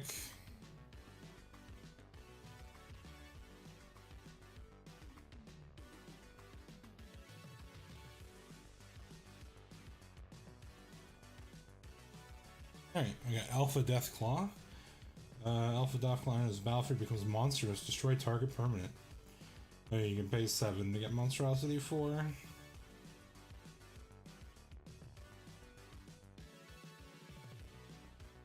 Pretty sick. Destroy target permanent, any permanent. All the permanents.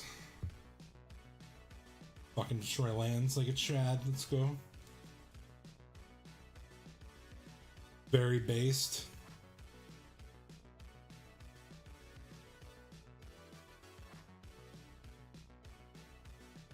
Alright. Atomize. Destroy target non-land permanent. Proliferate. 4 mana. Plasma rifle. Separating soft tissues from hard ones since 2077.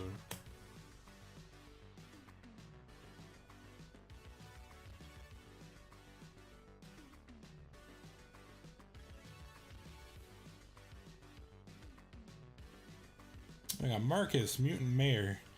Vigilance Trample. When a creature you control deals combat damage to a player, draw a card. That creature has a 1/1 counter on it. If it doesn't put a 1/1 counter on it,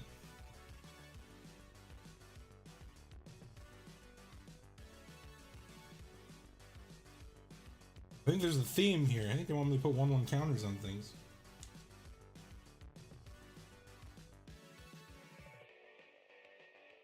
I'm no expert, but mutational advantage. Permanents you control with counters on them gain hexproof and indestructible until end of turn. Prevent all damage to be dealt to those permanents this turn. Then proliferate. Oh my god, proliferate's so insane. But you know, why would you didn't even need to put proliferate on this? This could just been worse heroic intervention. But then they threw proliferate on there and it's bonkers. It's just been slightly worse heroic intervention, but no, you just went all the way. Proliferate all the things.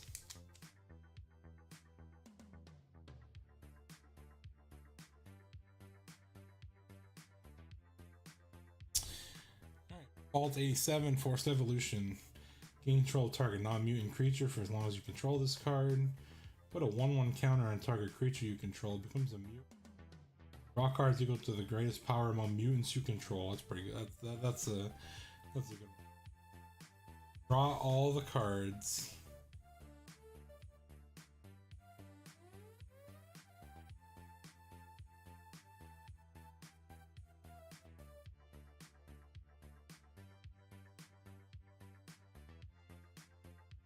Nuke and Nuke Launcher. Creature has +3/+0 and Intimidate. Never attack until the end of defending player's next turn. The player gets 2 rad counters whenever they cast a spell. Damn, dude. Why you gotta do them like this?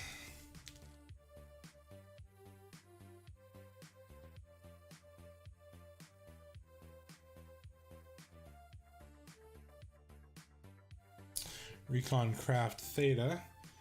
Flying. When Recon Craft Theta enters the battlefield, create a 0/0 blue alien creature token, put a 1/1 counter on it. And whenever this thing attacks, proliferate and crew 2.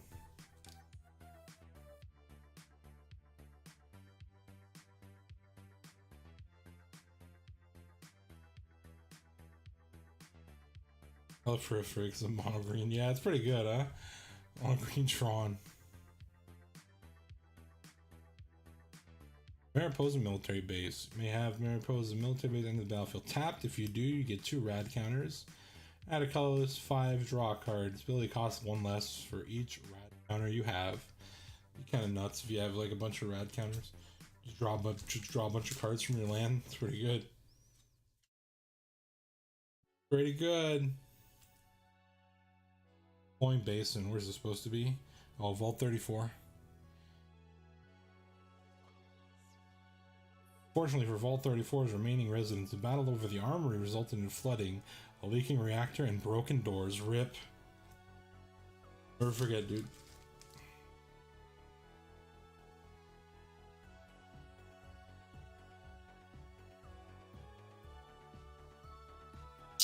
And we got Fraying Sanity. Vault Dweller with the puppets. I forget what Vault that was supposed to be.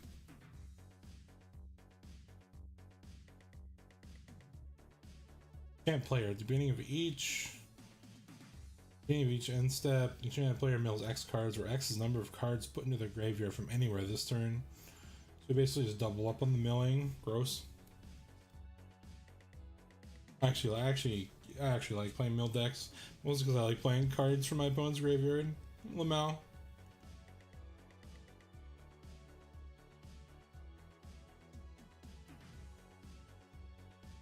Vindescent Bog, which is just the I forget what this land is. The master had literally built his army one mutant at a time. Humans, preferably with little radiation damage, were captured and sent to the vats.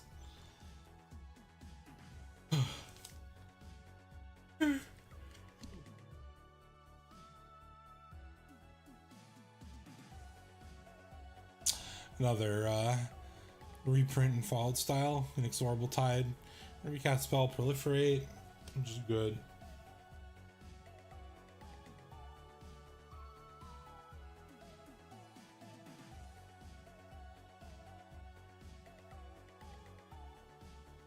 Branching Evolution. One or more 1/1 counters will be put on a creature you control. Twice that many 1/1 counters are put on that creature instead. There's like there's like 1,000 of these enchantment cards. Not really, but like each one of them costs like one less. They cost like 1 mana less and do like one less thing. And then the opposite direction, they cost 1 more mana and do 1 more thing. Branching Evolution, Doubling Season, Parallel Lives. I had no Guardian Project was in here. That's kind of cool. Never an ongoing creature to the battlefield. Same name, draw a card. Basically draw a card because Commander doesn't have any duplicates.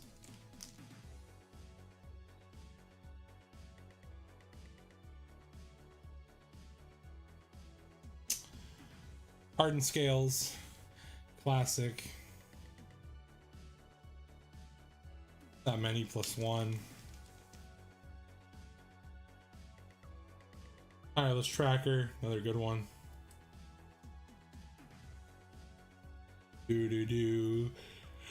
Oh man. Create a clue.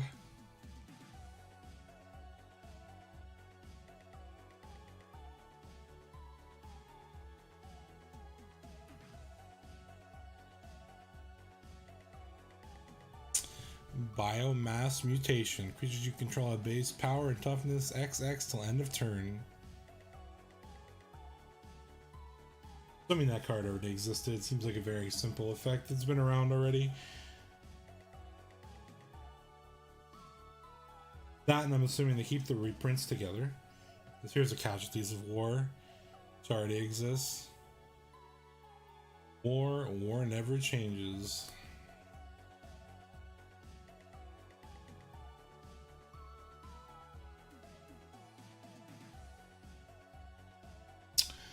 Find and Finality.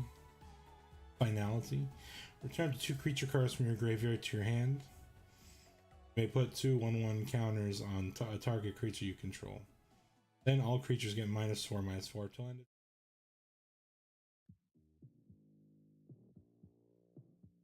I actually don't know how these cards work. He has both, I'm assuming.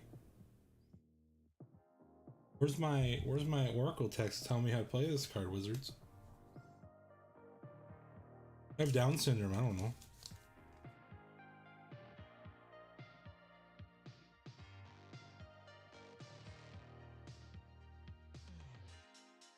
Darkwater Catacombs.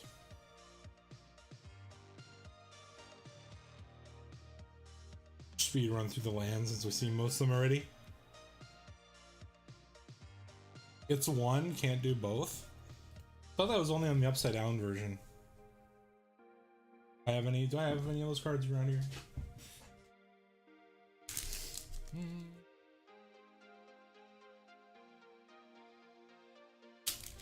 You know what I mean, though.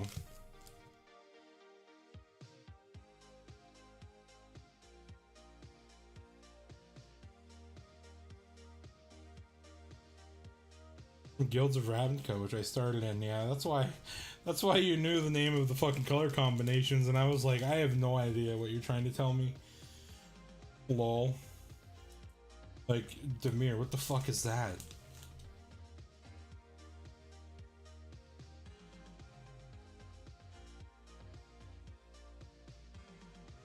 I'm gonna just speed run through these lands, I guess.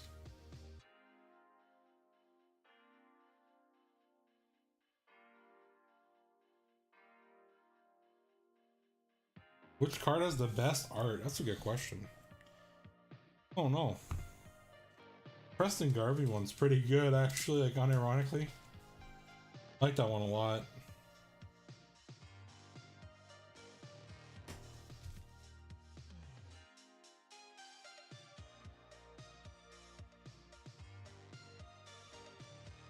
Temple of Deceit. Voltec.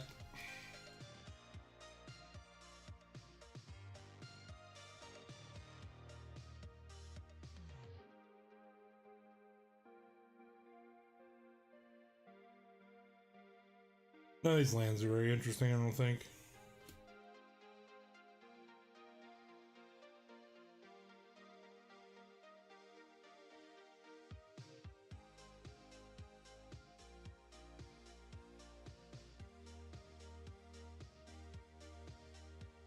Demir best skill, true.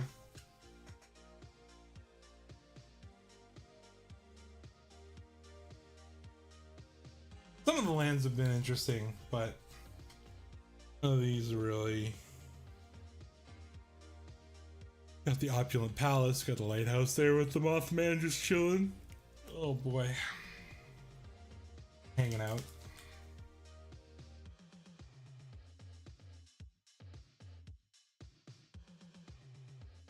Path of Ancestry. We were when we're a baby in Fallout 3 there.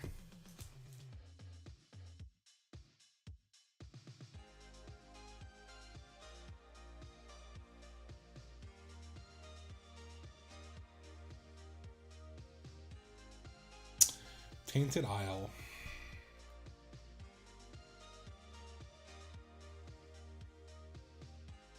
Plus a lot of these I looked at in the first pre-con. Tainted Wood.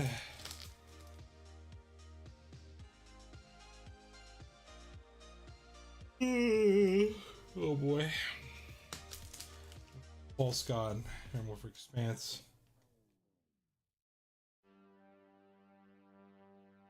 Lands. Yeah, as I said, I'm a fan of basic lands just because ramp. Lol.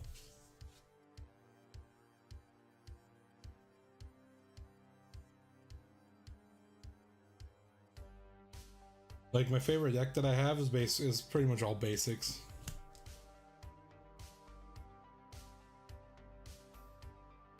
Mostly because I wanted snow-covered lands for one of the cards in it, but.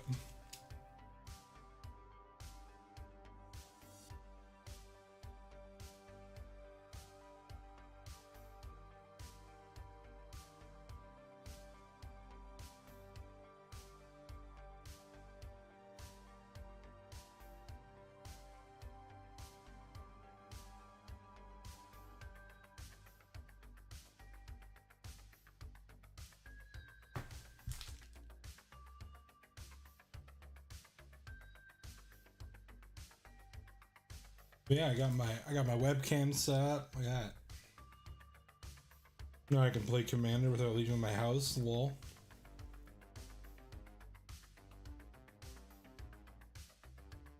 I've never actually played over webcam. I wonder how it would work. I'm sure there's some cards that are a pain in the ass to play, which I probably enjoy playing because I want to. I like because there's some shit where There's some shit where I like playing my opponent's cards, and I'm sure that's just fucking disastrous over webcam. Trying to play my opponent's cards over webcam is probably treacherous. Alright, need more sleeves. Where are my sleeves? Here they are. I'm gonna open this eventually too. Oh shit. Magic Commander on MTG Arena? Yeah. I remember people were thinking it was coming, or at least like a 4-player format, like Brawl, like full Brawl 4-player or something. Because like one of the Alchemy cards referenced like the player on your right. People were kind of like, oh shit. But if they were going to release something like that, they'd be like screaming it from the rooftops. Like they wouldn't keep it a secret. There's no way. Something like that was coming to Arena, they'd be fucking telling everybody about it. But yeah, no, Commander on Arena, like even if you just, like, you don't even need all the cards.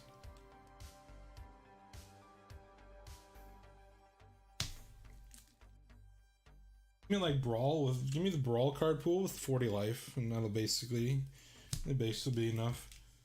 Basically good enough. Leave up these tokens real quick, and then we're gonna be moving on to the next one.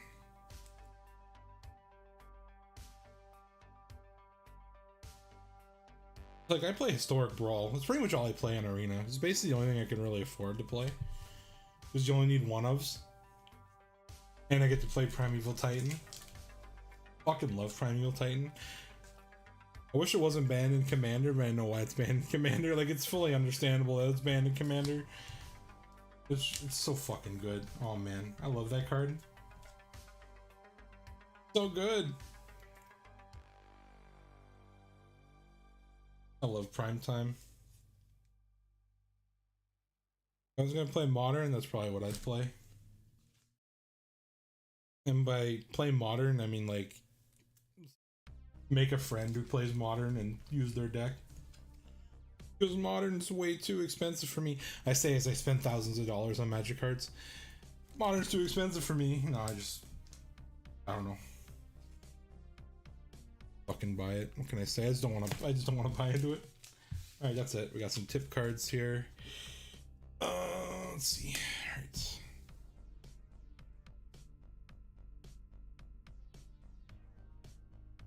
Modern is too expensive, he says as he spends $3,000 on Magic cards in one sitting.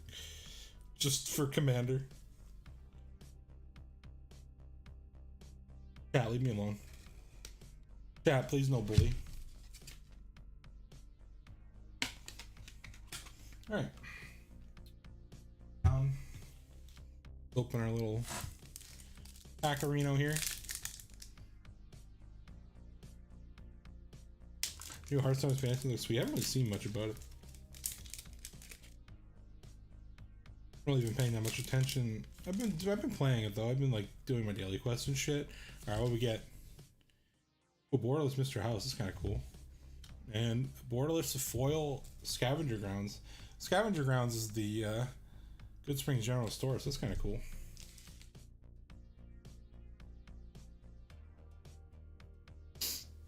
HS dance game. I've been playing it a decent amount. Doing my daily quest pretty much every day, and I enjoy it for like a while, and then I just don't want to play it anymore. And then I'm like, oh fuck, I don't want to do this anymore. And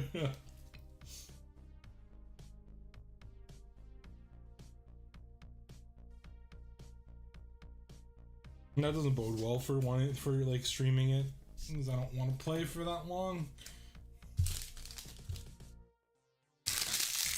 I don't know. I do miss the community. So I do miss the community though. It was pretty cool. Maybe I'll stream it again sometime. Zoom in, please. All right, hold on.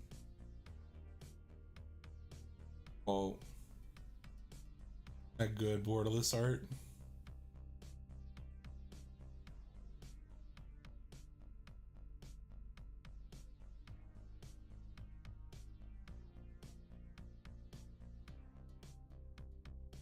That's next on the. We got two more. What we got here?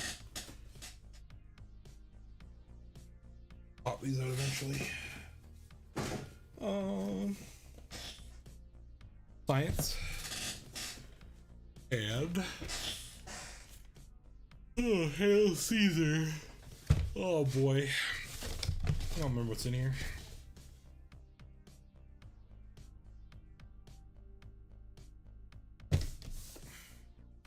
I won the lottery. Does that mean does that mean we should open the Caesar one first? Oh.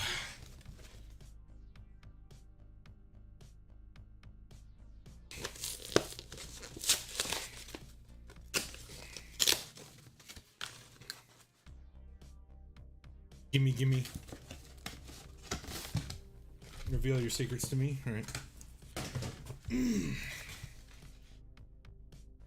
There's my cards, instruction manual, and my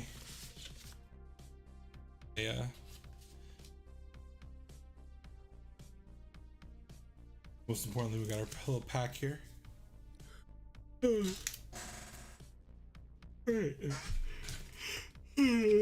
Goes down here.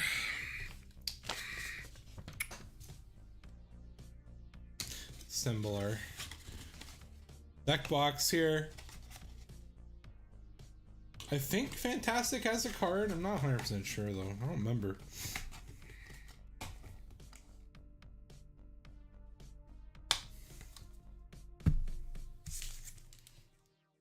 All right.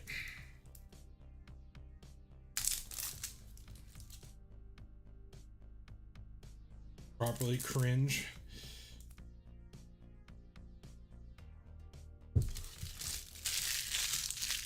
I need to fucking throw some of this shit out. I'm just kind of piling it up on my desk. That's alright, I'll throw it out afterwards. Alright. Hail Caesar.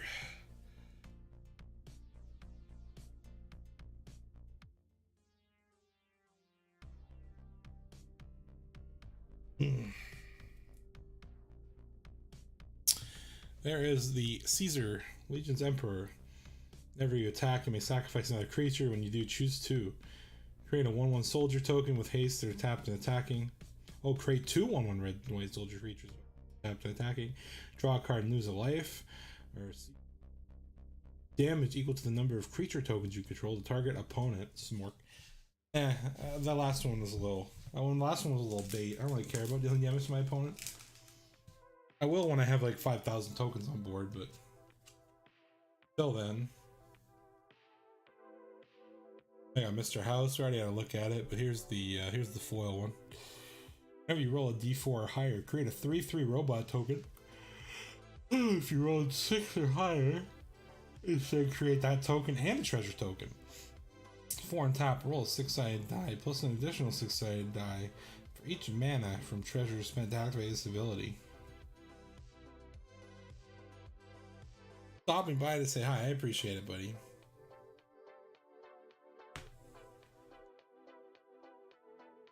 Feels good, man. Appreciate you stopping by.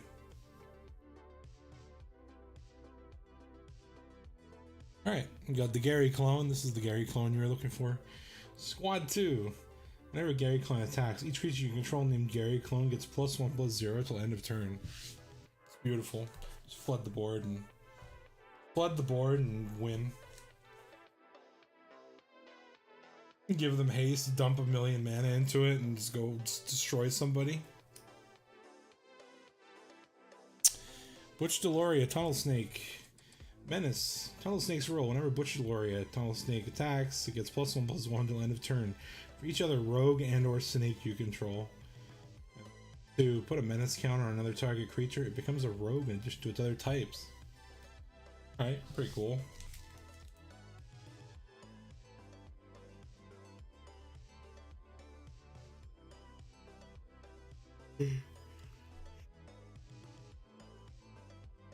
Ruthless Rad Rat. Squad.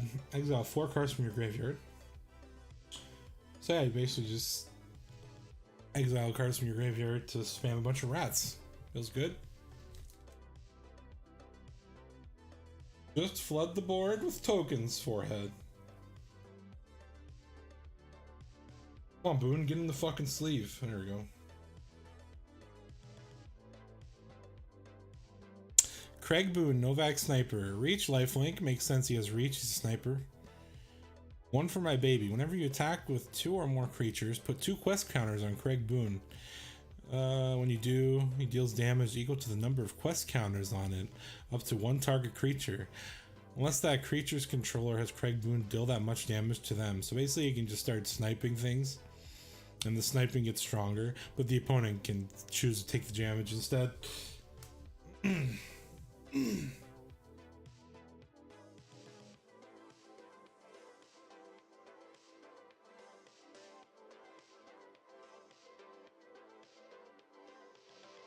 Alright, we got Legate Linnaeus, Caesar's Ace. Decimate. When Legate Linnaeus enters the battlefield, each opponent sacrifices a 10th of the creatures they control, rounded up. Whenever an opponent sacrifices a creature, put a 1/1 counter on him.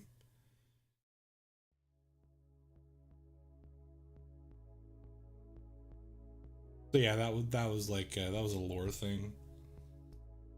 I think when they lost the Battle of Hoover Dam, had like a 10th of his soldiers killed or something like that. I remember it being something to that degree.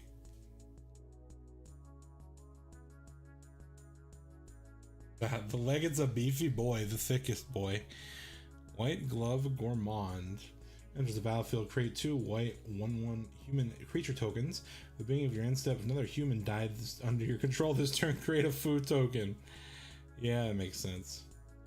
Turn the humans into food. It's the cannibal way. A couple bobbleheads in here. Charisma. All the bobbleheads are 3 and tap to add 1 mana, and then they have these effects. Create X 1/1 white soldier creature tokens, where X is the number of bobbleheads you control, and they all synergize with the how many you have.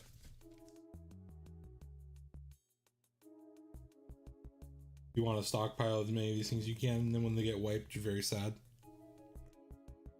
Roll X excited dice. Number of bobbleheads you control. Create a tap treasure token for each even result. If you rolled exactly 6 or 7 times, you win the game. I mean, that's luck for you. It makes sense.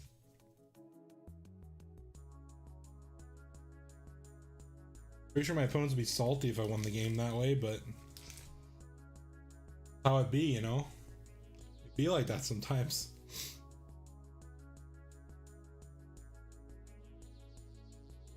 Ivor's Medkit has been chosen. Stimpack, draw a card. Fancy Lad Snack takes. Create a food token. Radaway. Target player loses all rad counters, and then we sacrifice Survivor's Medkit. Unfortunately, that last one, though good, we'll destroy it right away. Want that value, you gotta pick the other ones first.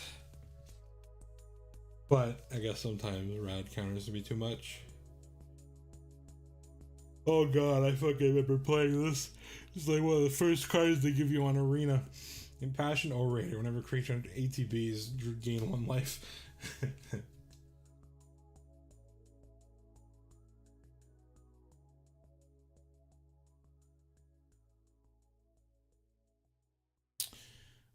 Intangible Virtue. Creature tokens you control get 1/1 and have vigilance. Got our Elder Maxon leading the charge there.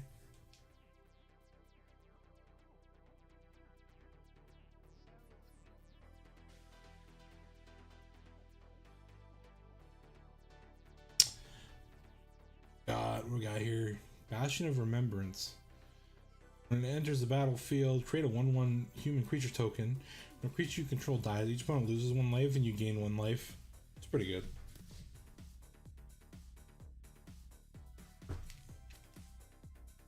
Pretty good.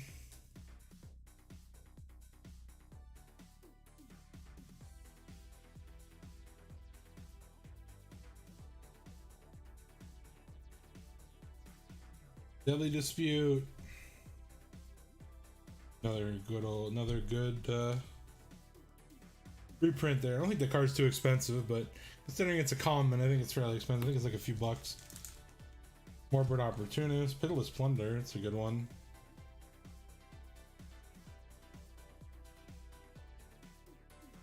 Creature you control dies, create a treasure token.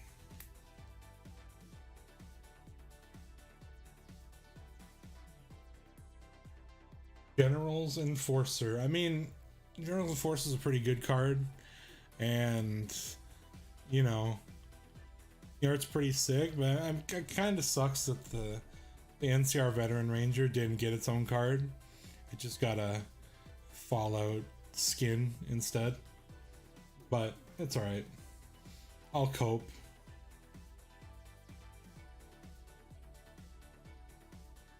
The NCR Veteran Ranger is like the most iconic thing in New Vegas, literally on the cover. I don't know why it didn't get its own card, but I guess it's hard to fit all these things before commander decks and, you know, however many slots you have in the collector boosters. Heroic Reinforcements. Create 2 1/1 soldiers. Till end of turn, creatures you control get 1/1 and haste. It's pretty good. Giving things haste kind of broke.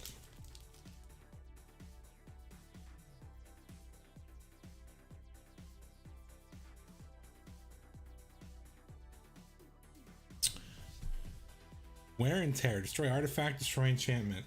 Fuse. You may cast one or both halves of this card from your hand. So this one you can cast both parts. I guess the other one you can't though. Really weird. Wizards, you're confusing me. Wizards. Stop.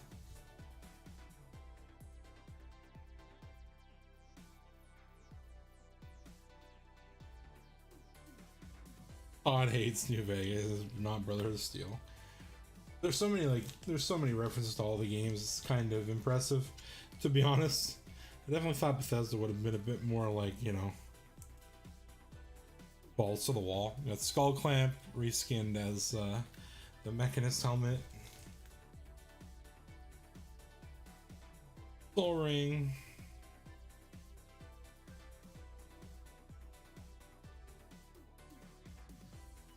Talismans.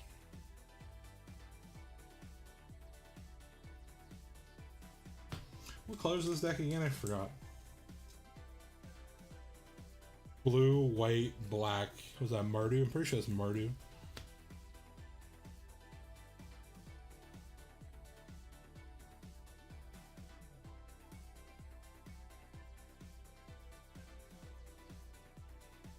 Mechanist is the worst DLC? Yeah, it wasn't great, was it? Kind of cool in Fallout 3, but yeah, Fallout 4 was DLC. It wasn't that great. Wasn't that great, unfortunately.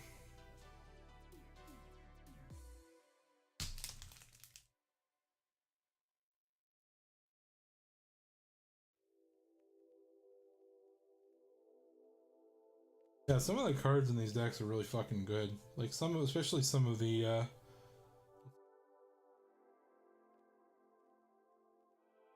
well, we got the Memorial to Glory, the Hoover Dam Memorial there. Pretty cool. A lot of the cards in these decks seem pretty good. Like, I've never really played a 1/1 counters deck or an equipment deck, but they're pretty popular for a reason.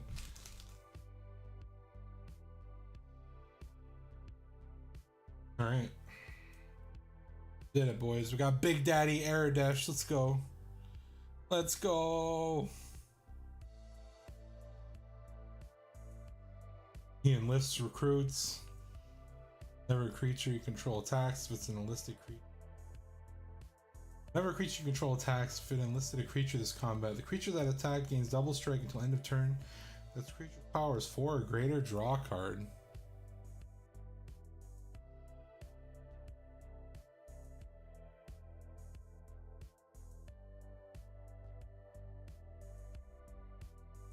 Then we got the Battle of Hoover Dam. Choose NCR Legion. At the beginning of your end step, return target creature card with mana value 3 or less from your graveyard to the battlefield with a finality counter on it. That's pretty good. The what's it called?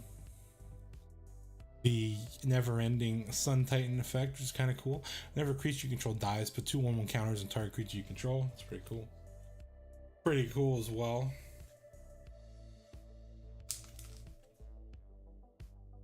Another one for the people will be like, who the fuck is this? You never played 76. Here's the Overseer of Vault 76. Yes, you can actually meet the Overseer. They actually put her in the game. In the beginning, you only knew her from like audio logs and shit.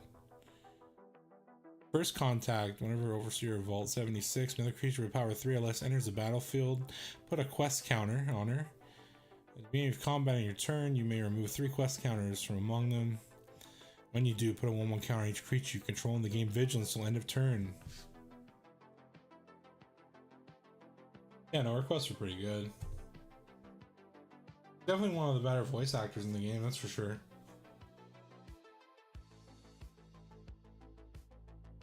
Securitron Squadron. Squad 2, Vigilance. When a creature token enters the battlefield and you control, put a 1/1 counter on it. Pretty fucking nuts if you can spam a bunch of those. Just start stacking on all your creature tokens. It's kind of gross.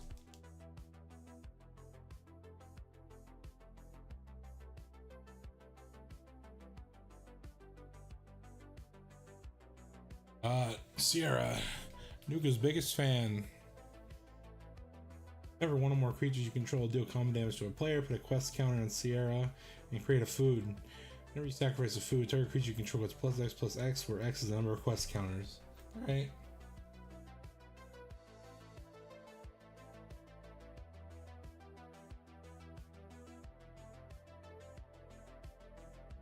We get another Saga. Nuke's favorite mechanic, Saga. All creatures power 4 or greater, and then put a 1/1 counter on each creature you control. It's pretty fucking good for 4 mana. It's kind of nuts. Put a 1/1 counter on each creature you control for 2 turns. It's kind of broken.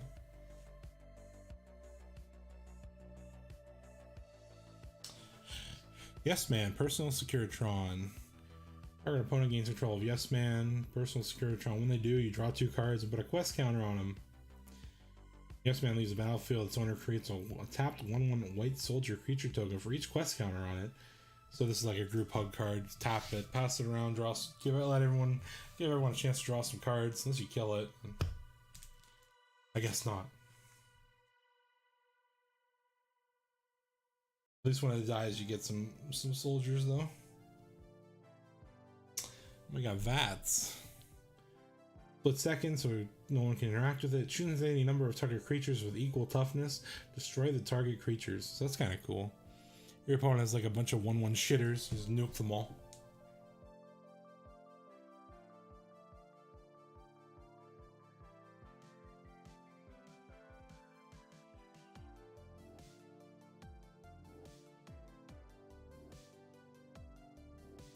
Another squad card. When Wasteland Raiders enters the battlefield, each player sacrifices a creature. It's kind of good. It's like there's a lot of these effects where you play a creature and then each opponent has to sack. If you squad that a few times, basically a board clear. Yeah, they put all the squad cards in here.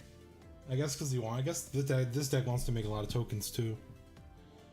Mysterious Stranger, Flash. When the Mysterious Stranger enters the battlefield, for each graveyard with an instant or sorcery card in it, exile a target instant or sorcery card from that graveyard.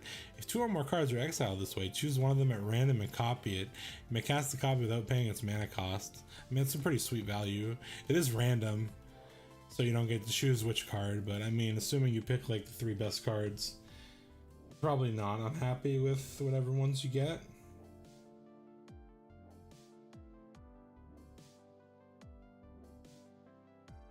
You don't even have to exile 3 cards. You only have to exile 2. And it's just a 50-50 to get the better one.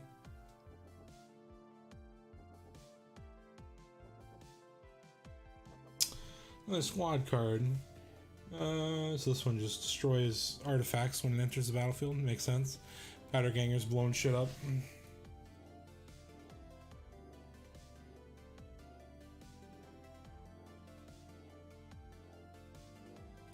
We got Rose, Cutthroat Raider, another 76 character. First strike, raid. At the end of combat on your turn, if you attack this turn, create a junk token for each opponent you attacked. And then whenever you sacrifice a junk, add a red. That's pretty insane. Sacrificing your tokens to get mana. Always a good thing. Always good. Always feels good, man. That's why treasures are broken.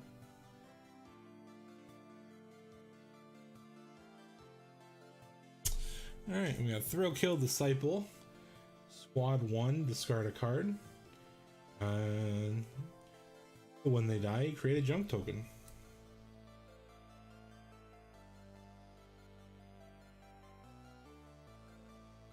Pretty sure the junk tokens are broken.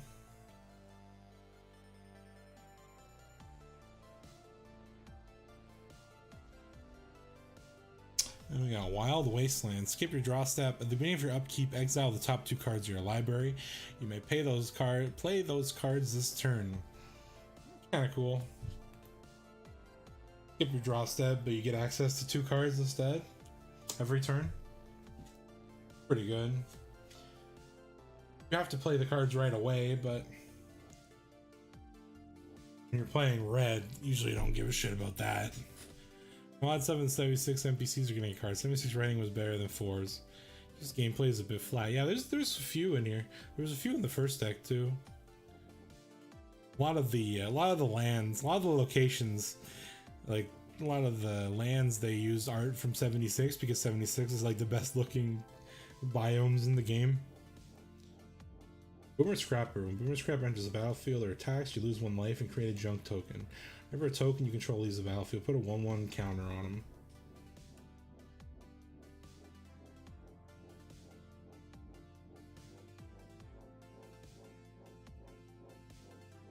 Important characters here. We got Colonel Autumn.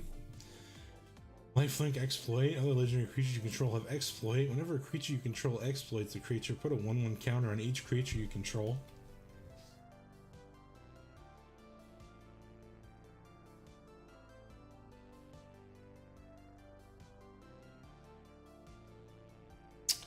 Desdemona, Freedom's Edge. Whenever Desdemona, Freedom's Edge attacks, target creature card in your graveyard that's an artifact that has mana value 3 or less gains Escape. The escape cost is equal to its mana cost, plus exile 2 other cards from your graveyard.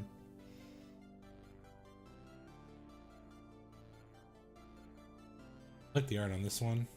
Breaking the synths out of the Institute. That's pretty cool. Flavor is pretty on point. Just breaking them out of the graveyard instead.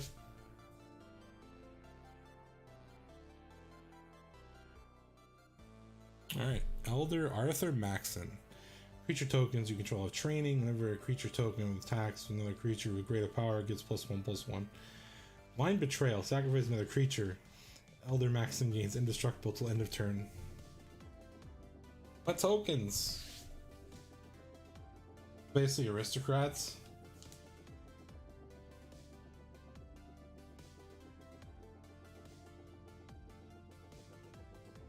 Kellogg, Dangerous Mind. First strike haste. Whenever Kellogg Dangerous Mind attacks, create a treasure token. Sacrifice 5 treasures. Gain control of target creature for as long as you control Kellogg. Activate and lose a sorcery. Pretty cool. I like the art on this one. It's in Vault 111. Stealing da baby. Stealing da baby, Sean.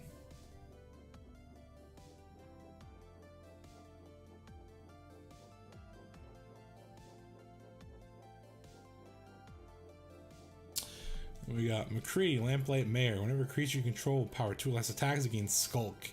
Can't be blocked by creatures with greater power. It makes sense because they're all like little kids. And whenever a creature with power 4 or greater attacks you, its control loses 2 life and gains 2 life. Makes sense. Attacked by mungos, you know. Gotta punish them.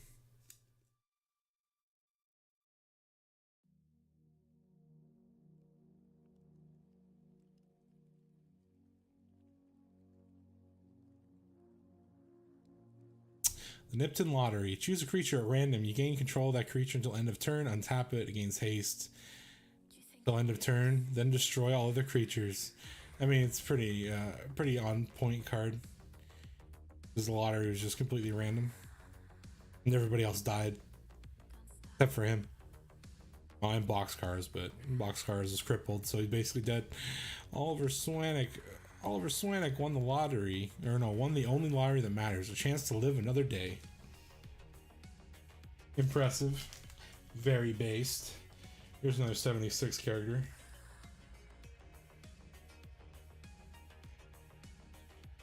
Paladin, Elizabeth Taggart. I'm pretty sure she's already dead though by the time you learn about her. I could be wrong about that.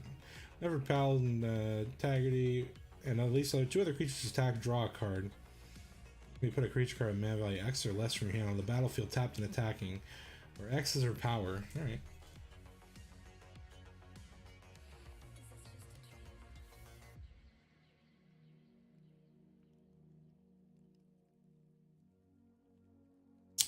Vault 11's Dilemma. For each opponent, you create a 1/1 soldier token.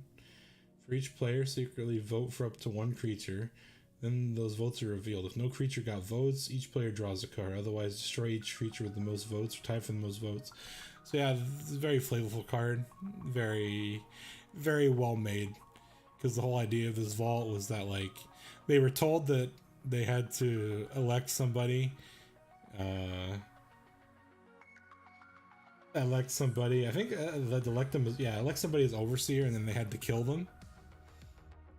But in reality, if they just said no, then they would have been released to go, you know, the vault door would have opened and they could have just done whatever they wanted instead. They could have stayed there, they could have left. But instead, they basically just voted down until, like, there was 4 people left. So, yeah.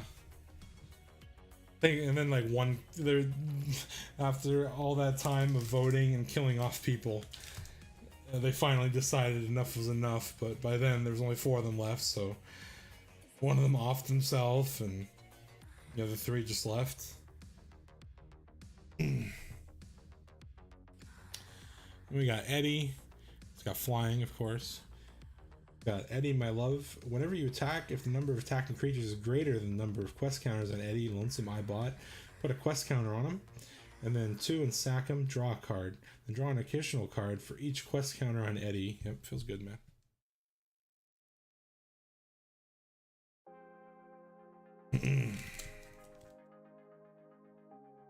Voting off people, kinda sus. Mildly sus.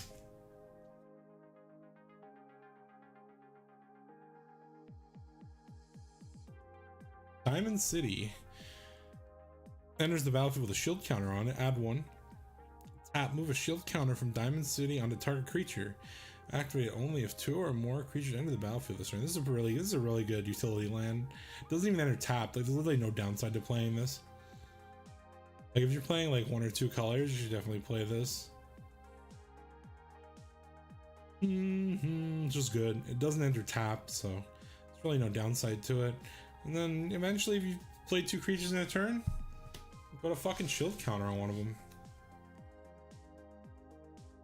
Why wouldn't you? After all, why shouldn't I? Why shouldn't I put a shield counter on my creature? Captain of the Watch, 6 mana vigilance. Other soldier creatures you control get +1/+1 and have vigilance. When she enters the battlefield, create 3 1/1 soldier tokens. This is pretty good. It's pretty fucking good. The 6 mana, what is that? The 6 mana 9/9. Pretty good.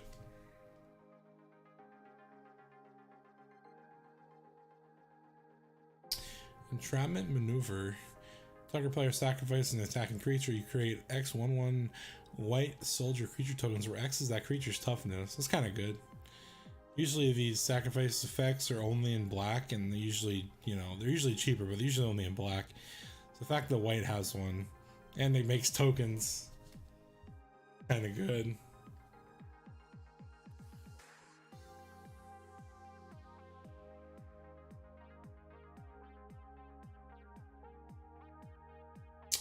And we got Hour of Reckoning. Destroy everything except for tokens. One-sided board wipe. Always good. I missed Mr. House? You did, but I got a boardless one if you want to see it again. Keeper of the Accord. This is just a reprint.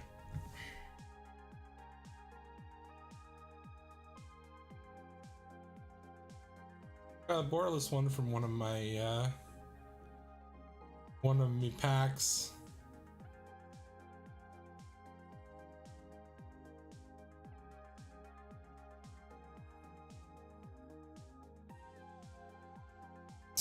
Marshall's Anthem, multi-kicker. Creatures you control get 1/1.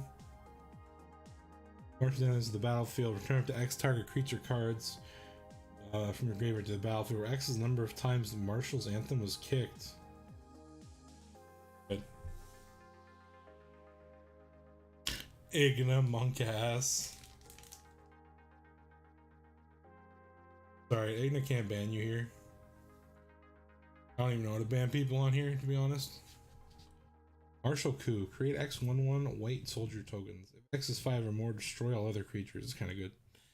I like the art too. Elder Conflict.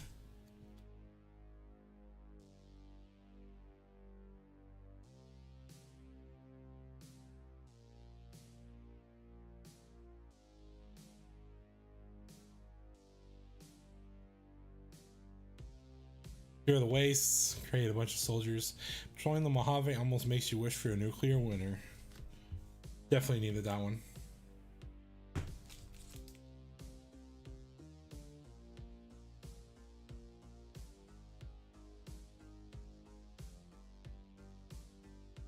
Alright, I got Black Market.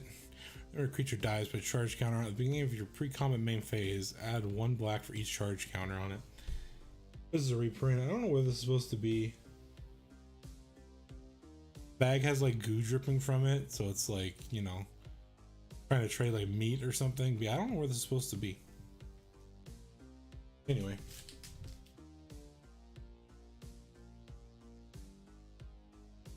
It's fine. Lethal Scheme. Target creature, planeswalker. Each creature that convoke Lethal Scheme connives.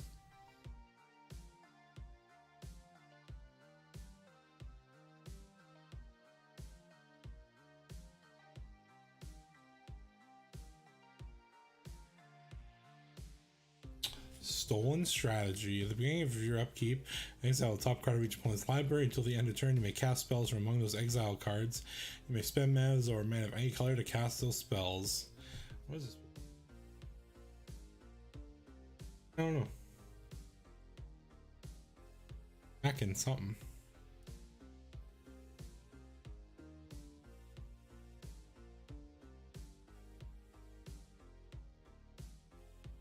Then we got Anguished Unmaking, reprinted as My Dad Dying, Sag. James flooded the room with radiation, ensuring Project Purity would not fall into Enclave's hands. With his last breath, he told his child to run. Never forget, dude.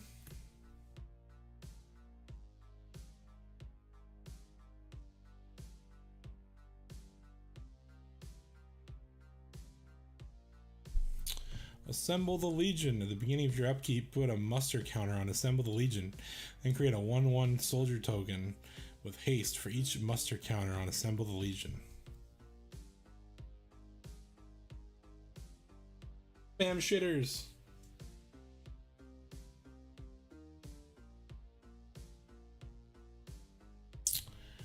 Fervent Charge. Whenever a creature you control attacks, it gets +2/+2 until end of turn. Art's pretty sick though. Pretty good.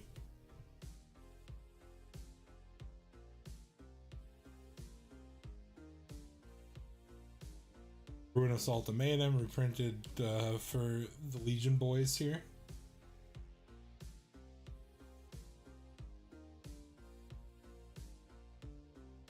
Bunch of lands and shit. I'm gonna just sleeve up here real quick.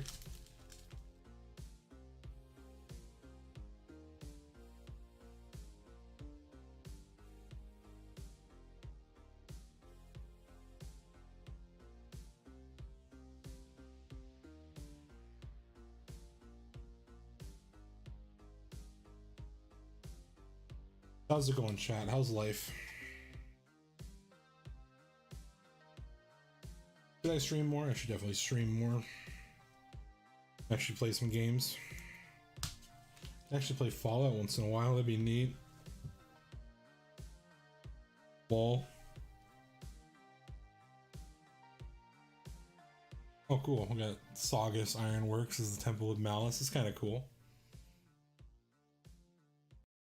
Worked down by mono what? Mono red? I think there's something in the way of my chat. I can't see the last word. Assuming it's mono red. Of course, it's always mono red. Literally only mono red.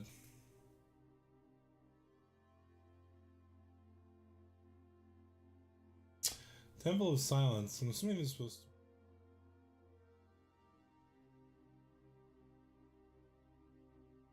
At first, I thought it was supposed to be the Master's Church, but it looks a little too shitty for that. Maybe it's a 76 thing. Who's Jackson? Chat, tell me who Jackson is.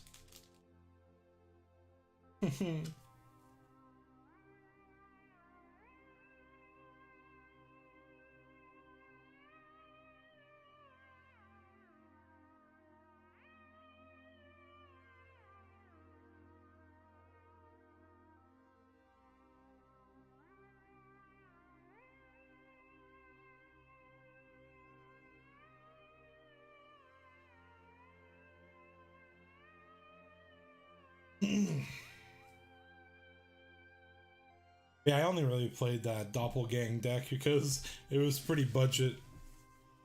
I don't remember how many rares it had, but it wasn't very many. It was like 10. And then I added the board clears. What's it called? Playing standard on arena is a little too expensive for me.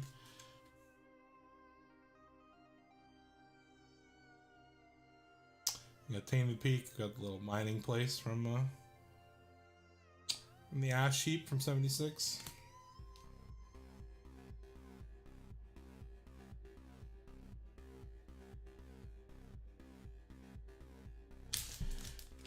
More sleeves match.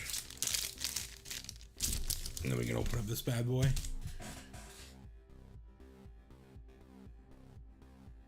Where are my sleeves? Here they are.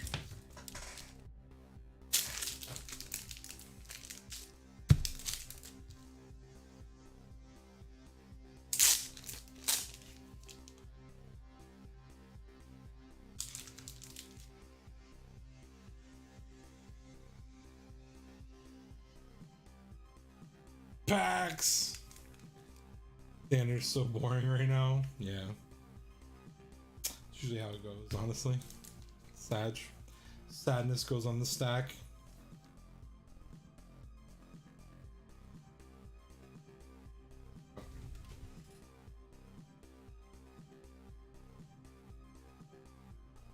Drop the sleeve, chat. No re. Oh, there it is.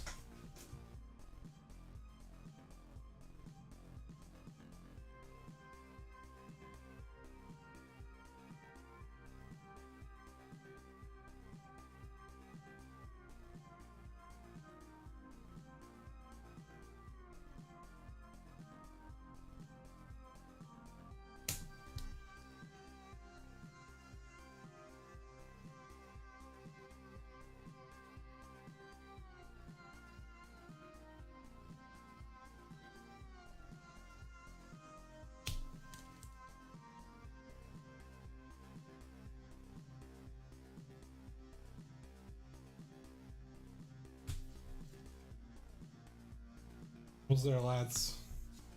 Then we'll open this pack and we'll open the last deck and see what we got in there. Very excited.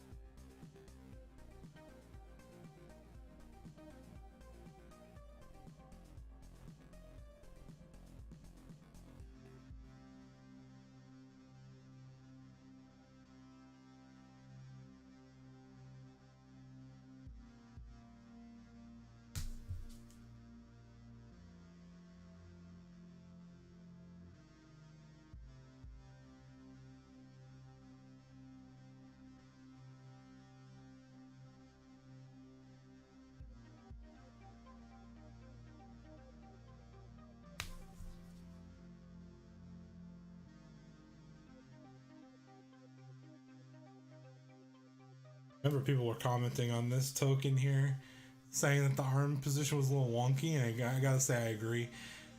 I mean, I know in Fallout you can do like a charged attack, where you like swing like the melee weapon backwards and shit. But yeah, I don't know. Some people were saying like they're supposed to be holding a minigun or something, and yeah, I don't know. Maybe it's just me. What do I know? I'm no artist.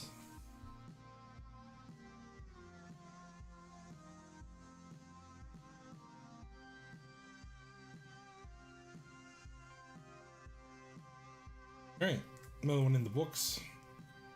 Oh.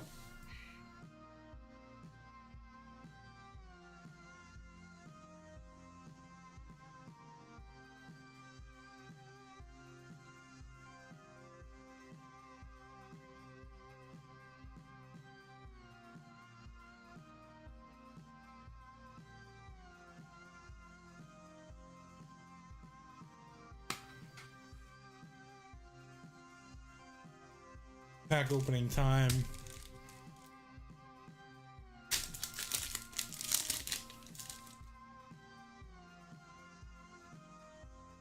Desolate Mire and Scattered Grove. Hey, I already got one of those. What the heck? Rigged packs.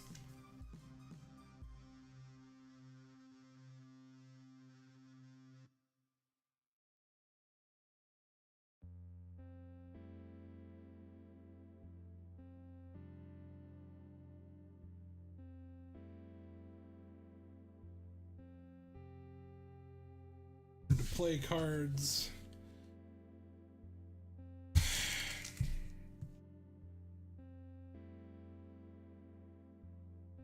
Right.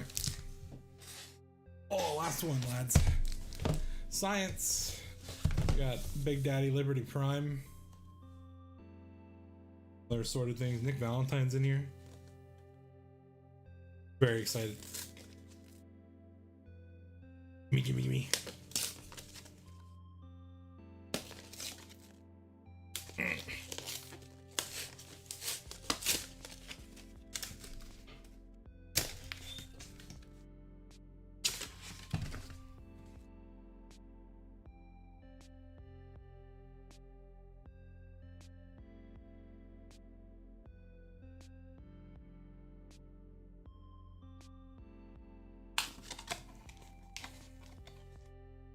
Alright.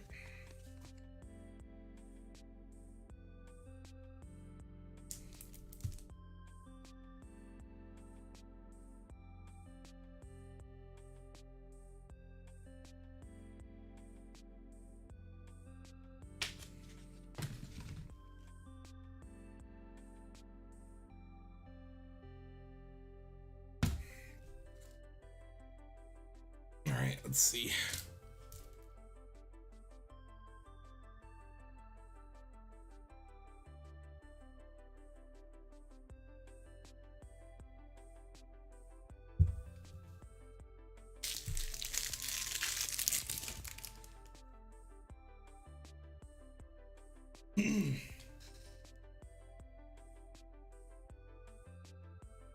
Yeah, we got a bunch of energy cards in this deck, which is kind of cool because energy didn't really get much support after its one set. But yeah, we got a bunch of energy cards in here. Every cast an artifact spell, gain energy, pay 1. Player creature gets +1/+0, trample and haste. Pay 3, draw a card. Pay 4, return target artifact from your graveyard to the battlefield tapped.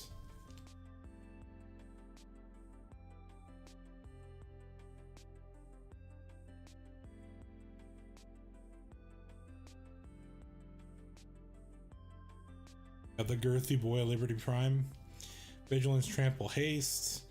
When Liberty Prime, it recharges attacks or blocks. Sacrifice unless you pay 2. Then we can pay 2 and tap it. Sacrifice an artifact to get 2 power or 2 energy and draw a card. Makes sense. He's a fucking 5 mana 8/8 with haste. I mean, had to be downside somewhere. Paladin Dance, Steel Maverick.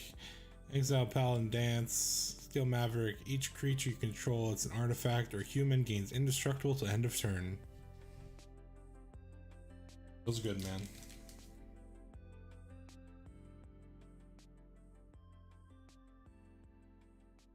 Nerd Rage. Enters the battlefield, draw 2 cards. Enchanted creature you have no maximum hand size, and whenever this creature attacks, if you have 10 or more cards, get +10/+10 till end of turn. Pretty on point. Get thick real quick. Oh fuck, Paladin Dance. Yep, there he is, the boy. Robo-Brain Warmind. Robo-Brain Warmind's power is equal to the number of cards in your hand. When Robo-Brain Warmind enters the battlefield, you get an amount of energy equal to the number of artifact creatures you control. That's interesting. Whenever Robo-Brain Warmind attacks, you may pay 3 if you do draw a card.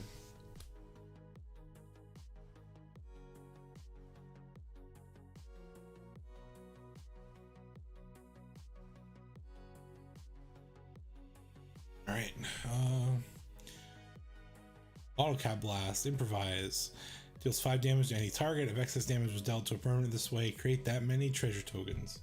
Tap treasure tokens, so it's balanced. Forehead. Balanced, Poggers. Not quite, but you know. We got Elder Lions. Artifacts you control have Ward 1.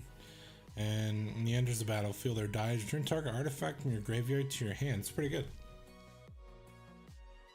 Everything a bit more annoying to deal with.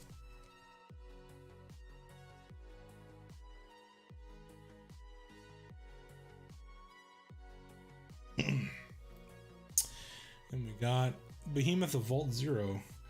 Trample. When Behemoth of Vault 0 enters the battlefield, you get 4 energy. And when he dies, you may pay an amount of energy equal to target non-land permanent's mana value. When you do, destroy it. It's pretty cool. 6 mana, 6/6 artifact robot creature. Pretty neat.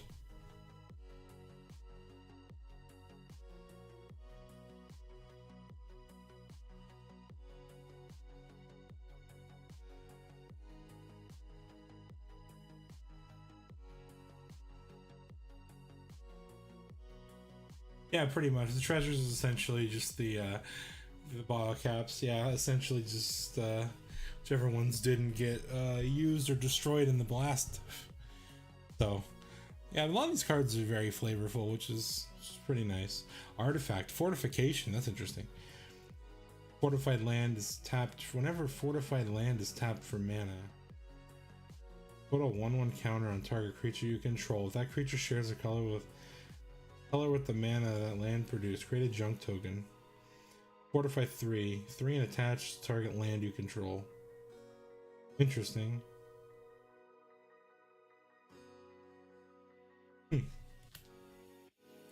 Fortify them lands. Bobblehead here. What's this one? Endurance. Up to X target creatures get +1/+1, get indestructible, where X is the number of bobbleheads you control.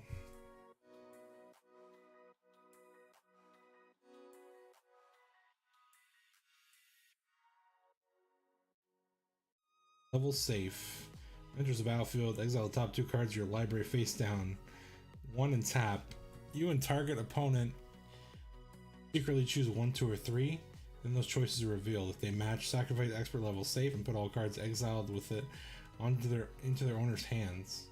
Otherwise, exile the top card of your library face down.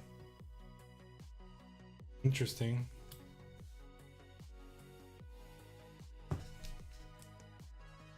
And we got the last bobblehead here. Last but not least. 5 and tap, draw X cards, where X is the number of bobbleheads you control. So basically you just want to get all 7 on board and spam random effects. Unlikely, but still kind of cool.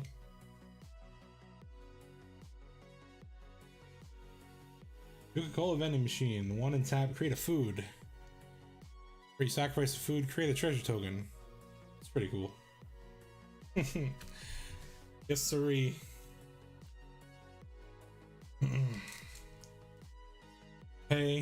You pay to get the food. You pay to get the drink from the vending machine, and then when you finish the drink, you get the bottle cap afterwards, which equates to the treasure token. Crush contraband, choose one or both. Destroy exile target artifact and or enchantment.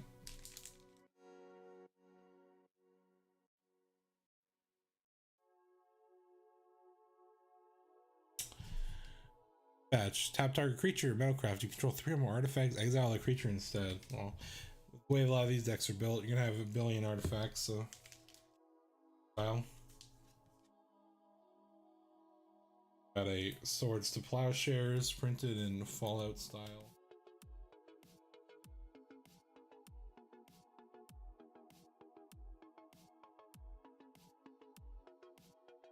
Got a Glimmer of Genius, which I'm assuming was a card. Scry 2, draw 2 cards, get 2 energy.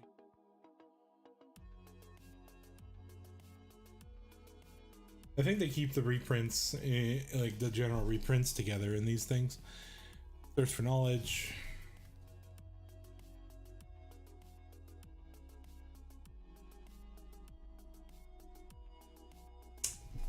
Whirler Rogue.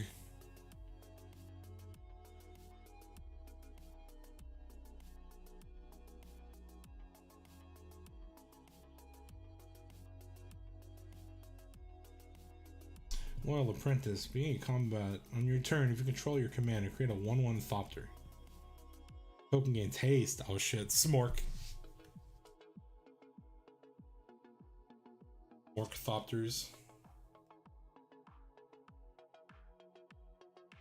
Unexpected Windfall. Oh, it's the Cryolator from Fallout 4. I was like, what is that? What is that? Another Cane Signet.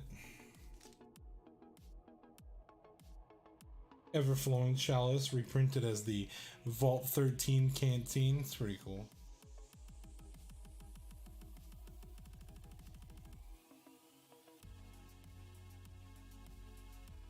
Lightning Greaves.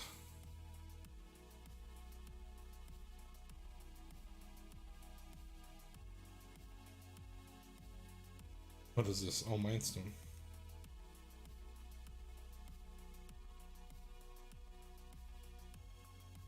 When facing a crisis, don't forget to squeeze your official Vault Tech stress ball. Let's fucking go, dude.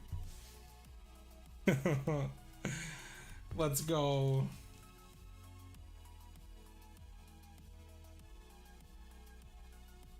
Soul Ring. It's Soul Ring. It's a ring of Nuka-Cola Quantum.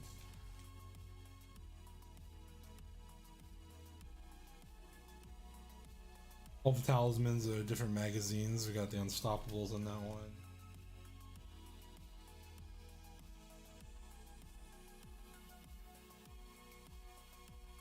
Yeah, the Awesome Tales.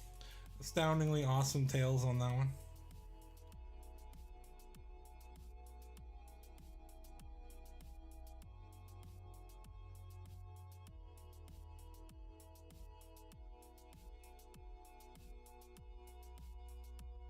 Echo magazine there.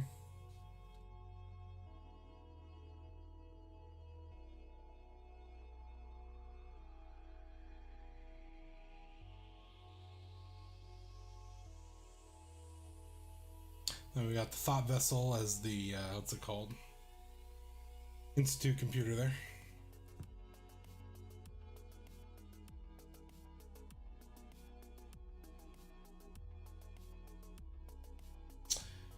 Automated assembly line. Whenever you one or more artifact creatures you control do combat damage to a player, you get an energy, you pay 3. Create a tap 3/3 color as a robot artifact creature token.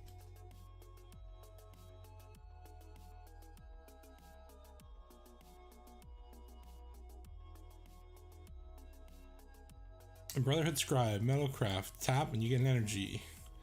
Whenever you get one or more energy during your turn, creatures you control get +1/+1 till end of turn. A lot of energy cards in here. Is impressive because the energy mechanic is never really that popular. They used it one time and then never supported it again, but now it's got all this support, which is kind of cool. Over encumbered, classic. When over and cover enters the battlefield, enchanted opponent creates a clue token, a food token, and a junk token. At the beginning of combat on enchanted player opponent's turn, that player may pay 1 for each artifact they control. If they don't, creatures can't attack this combat. So basically, you give them a bunch of tokens, and then make them pay for it. Build the wall and make them pay for it. The Pridwin. Whenever another non-token artifact enters the battlefield under your control, create a 2/2 white human knight creature token. With this creature gets +2/+2 as long as you have an artifact enter the battlefield under your control this turn.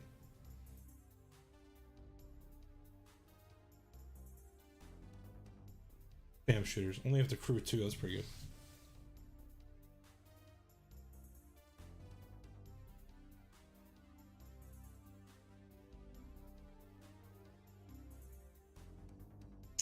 Alright, we got here.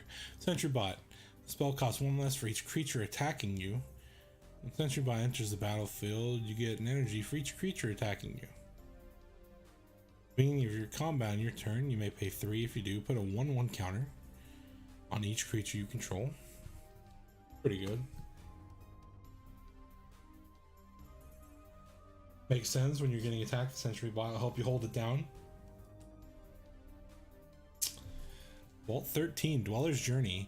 For each player, exile up to 1 other target enchantment or creature that player controls until Vault 13 leaves the battlefield. Gain 2 life, scry 2, and then return 2 cards. Exile Vault 13 to the battlefield under their owner's control, and put the rest on the bottom of their owner's library. Interesting.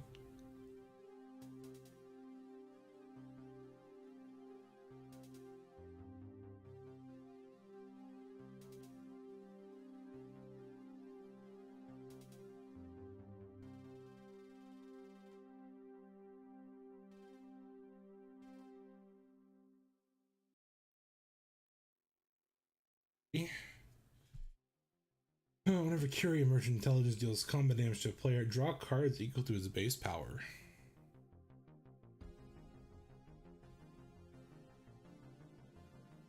Two, exile another non-token artifact creature you control. Curie becomes a copy of that creature. Except as whenever this creature deals combat damage to a player, draw cards equal to its base power, so it has the same effect essentially. Copy something bigger.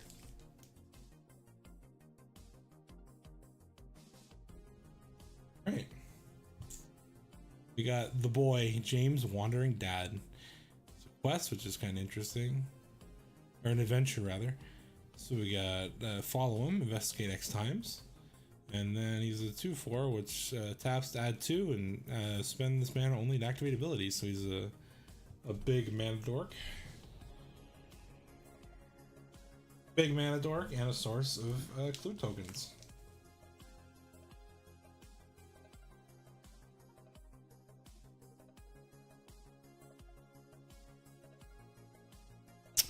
Nick Valentine.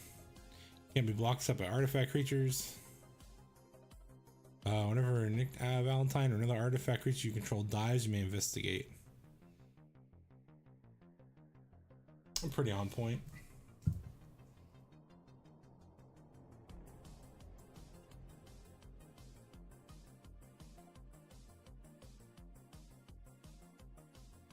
Synth Infiltrator. Improvise. You may have Synth Infiltrator enter the battlefield as a copy of any creature on the battlefield, except as a Synth artifact creature in addition to other types. So it's a clone that you get to improvise. That's pretty cool. Potentially a 2-mana clone if you tap a bunch of artifacts. Pretty good. Sultron Dominator. When Sultron Dominator enters the battlefield, you get 2 energy. Whenever an artifact creature you control attacks, you may pay 1. If you do, put your choice of a 1/1 first strike or trample counter on that creature. It's pretty good. 2 mana, 2/2. Get 2 energy. That's good on its own. I need those energy counters. Need all the energy counters I can get.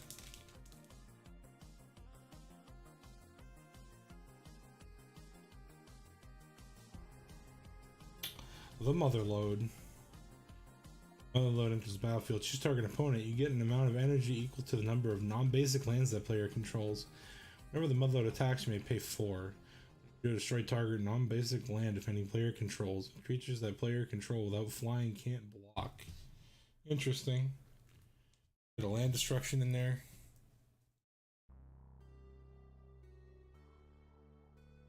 I mean, it isn't a giant excavator, so I guess it makes sense.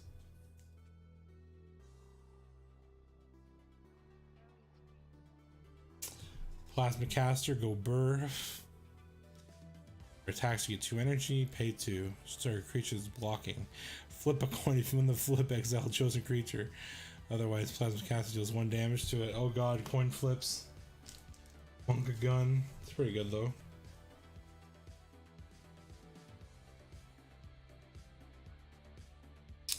Monk guns. Synth Eradicator. Haste. Synth Eradicator attacks, exile the top card of your library. You may get 2 energy. If you don't, you may play the card this turn. Pay 3. Synth Eradicator deals 3 damage to any target. Alright. At least they got decent stats, not like garbage. Stats luckily aren't suffering.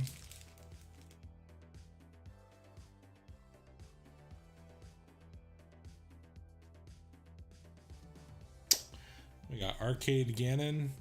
Draw a card and discard a card. Put a quest counter on Ganon. And we got the, what's it called? Once during each of your turns, you may cast an artifact or human spell from your graveyard. With mana value less than or equal to the number of quest counters on Arcade.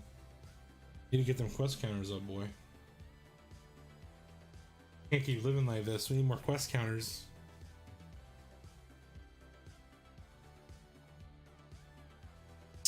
What was this? Electro Siphon. Counter target spell, you get an amount of energy equal to its mana value. Not bad for 3.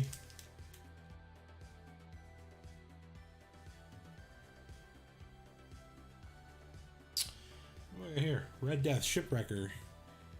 Glaring Eyes. Tap. Go target creature opponent controls. The player draws a card and you add a red. Alright, not bad. I'm not a big fan of my opponent drawing cards, but hey. Get a red mana out of it. And they're forced to attack, so it's not so bad. Then we got the goodest boy, Rex. Deals common damage to a player. They melt 2 cards and you get 2 energy. Pay 2. Choose target creature card in your graveyard. Exile with a brain counter on it. Rex has all activated abilities of all cards in exile with a brain counter on. That's pretty cool. I like the flavor on that card. Basically, the whole quest for Rex is getting him a new brain. So, yeah. Exiling things and obtaining essentially what is their personality makes sense. Sentinel Sarah-Lions. Haste. As an artifact enter the battlefield under your control this turn, creatures you control get +2/+2. Whenever lions and at least 2 other creatures attack, she deals damage equal to the number of artifacts you control the target player. That's kind of good. The artifact spam can be a little much. So, yeah. Good.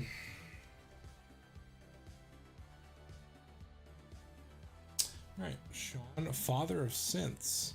Whenever you attack, you may create a tap with an attacking token that's a copy of target attacking legendary creature you control. Except it's not legendary. Sean leaves the battlefield, exile all synth tokens you control. Pretty good, man. Making non-legendary copies of things. That's kind of broke back. Got Vault 112, Sadistic Simulation. Tap of 1 target creature, put a stun counter on it, you get 2 energy. You do that twice, and then pay any amount of energy. If you paid 1 or more this way, shuffle your library, then exile that many cards from the top. You may play one of those cards without paying its mana cost. Ooh. I do quite enjoy playing cards without paying their mana cost, but yeah. Not lucky enough to not exile all my good cards instead.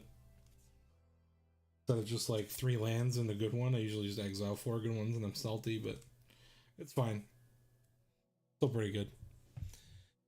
Brotherhood Vertibird, what are we doing here? Flying. Brotherhood Vertibird power is equal to the number of artifacts you control. Makes sense. Technology artifacts.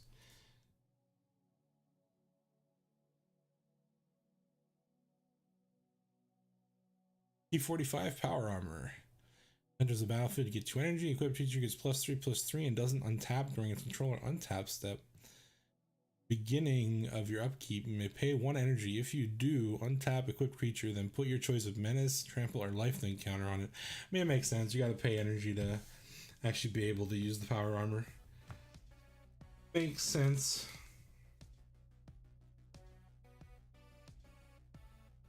And don't care. Care about this one though. This one's unique. Helios 1. Tap colorless. 1 and tap, get an energy. 3 and tap, pay X. Pay X energy, sacrifice Helios 1, destroy target non-land permanent with mana value X. The last one's a little hefty, but having a land if that eat your energy is pretty good. Basically, if you do important things and it takes up a land slot, it's usually where you want it to be. Mustier command. Sad, like a melted Vault Boy bobbleheads there.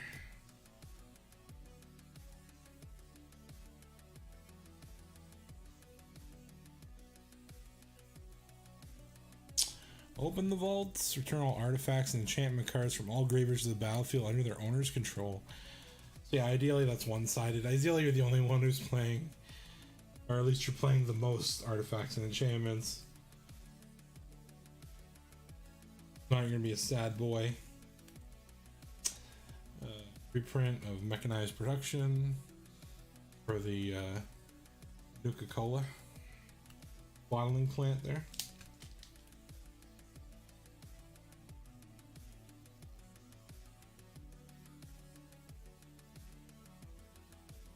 One with the machine. We got Dima here from Far Harbor just chilling. Draw cards equal to the highest mana value among artifacts you control.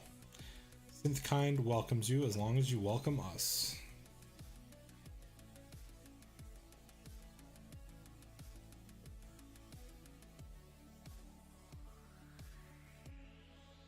And we got Wake the Past. Return all artifact cards from your graveyard to the battlefield. They gain haste till end of turn.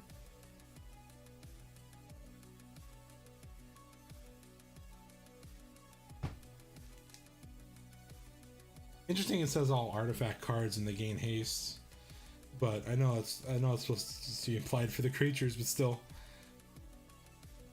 We got a Mystic Forge reprint in Fallout style. Got a Panharmonicon reprint in Fallout style.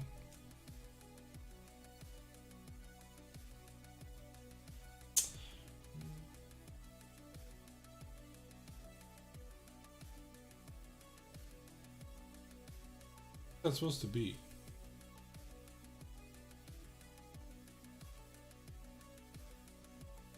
I don't know. First I thought it was supposed to be like an instrument or something, but I don't know what the hell it's supposed to be. The difference between surviving and living is joy. It's supposed to be something that brings joy, but I don't know what it is. Anyway.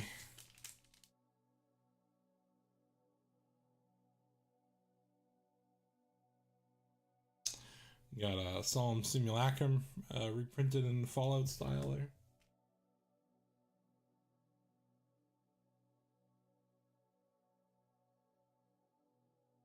And a Steel Overseer.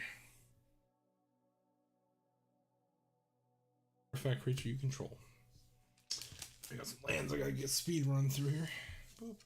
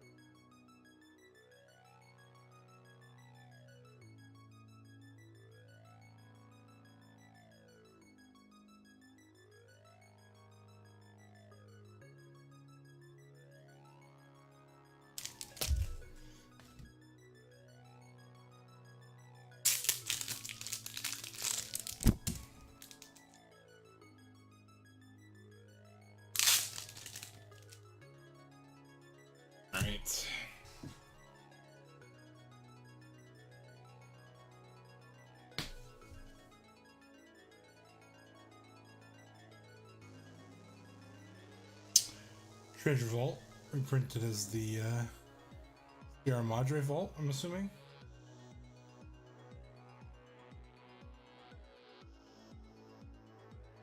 Has to be, right? Sierra Madre Vault or the Fallout 76 Vault, but the Fallout 76 Vault was, you know, a lot nicer than that.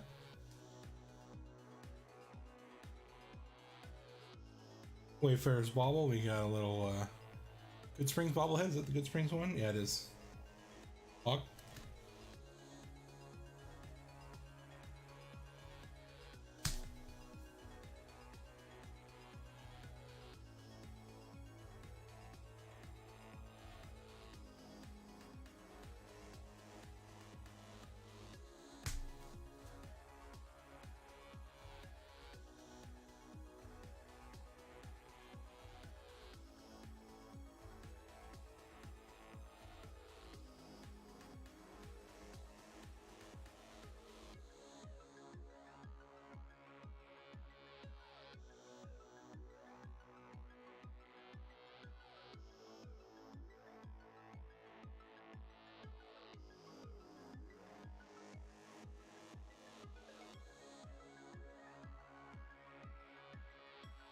Sorry, I'm not saying anything. These cards just aren't very thrilling. I've pretty much showed all of them before. I'm just leaving them up now. Getting through all these lands and shit.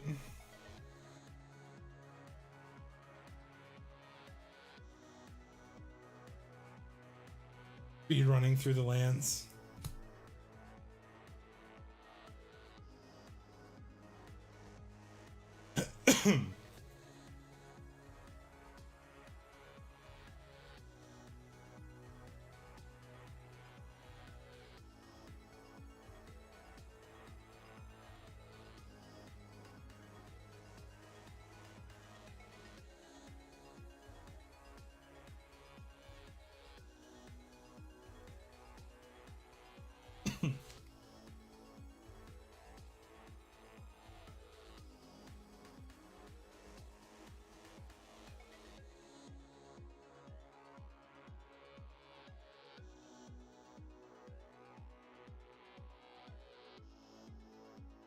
Oh shit.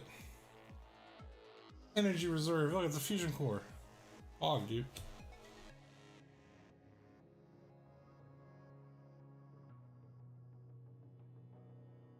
That way I can keep track of all my all me energy tokens.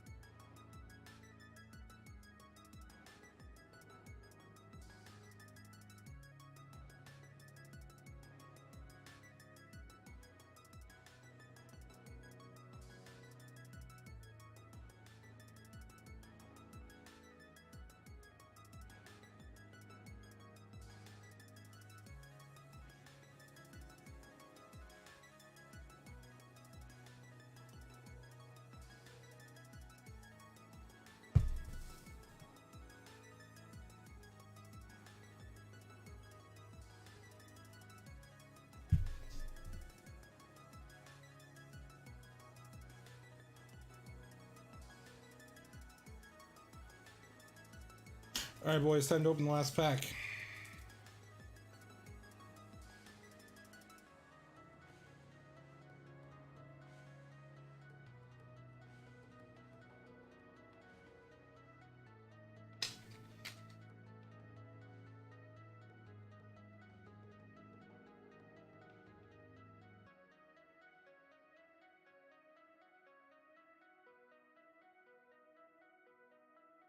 Good RNG, let's go.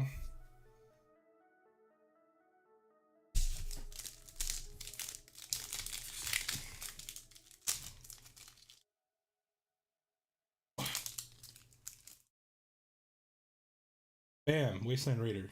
Fed up pools. Alright, cool. Boop.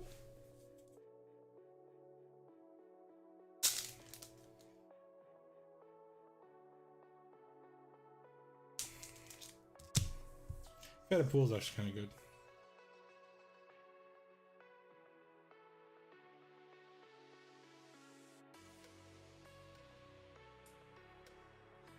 Not bad. Lands. Did get a borderless Mr. House though. Kind of cool.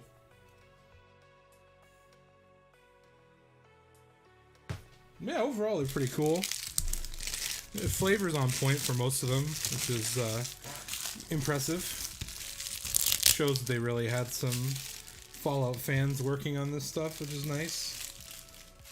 Nice, almost unexpected, but definitely a nice surprise. Igna, did you buy any of these, or you just buy like a few cards? That's usually what I do, but seeing as I have a whole YouTube channel dedicated to the Fallout series, I kind of felt like I had to buy them. Lol. Kind of felt obligated to buy them.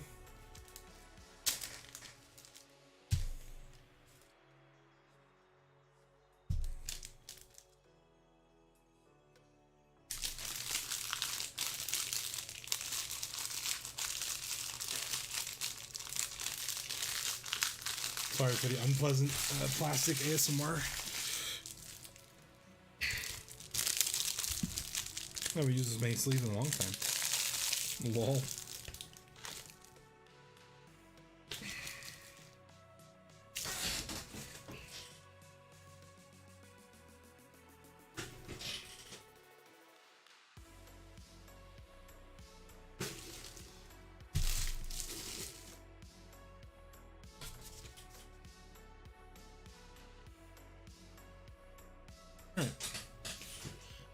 Recycle the rest of this crap.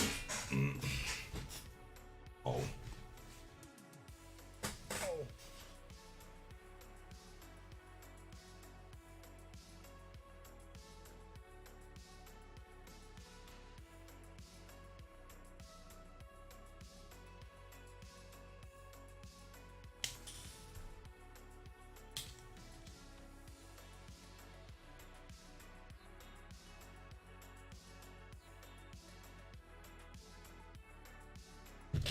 Hey.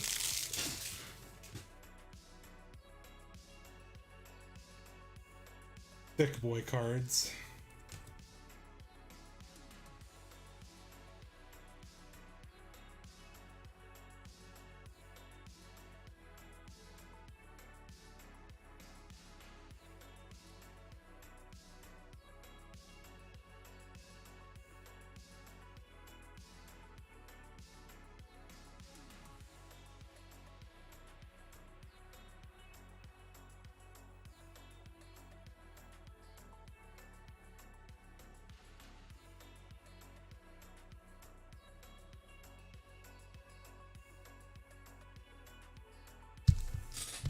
Alright.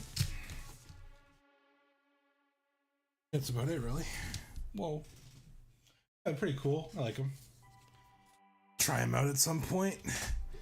Maybe I'll play them as they are. Maybe I'll upgrade them a little bit. Maybe I'll take some stuff out of them. Who knows? Definitely interesting, though. There's definitely some really broken cards in them.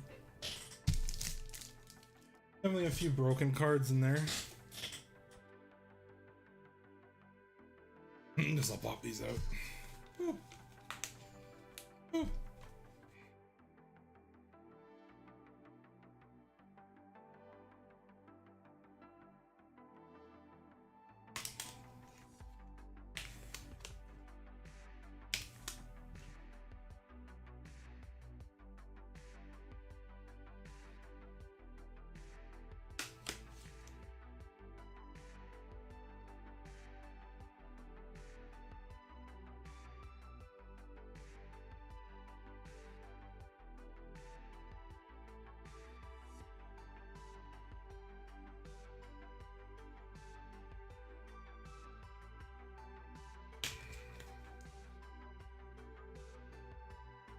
One of these is supposed to be the radiation counters.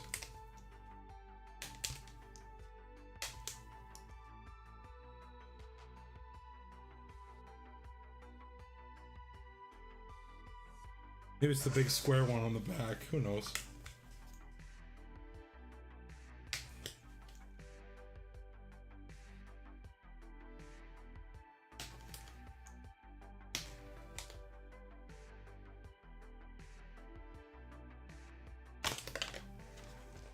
Maybe you're supposed to use these things.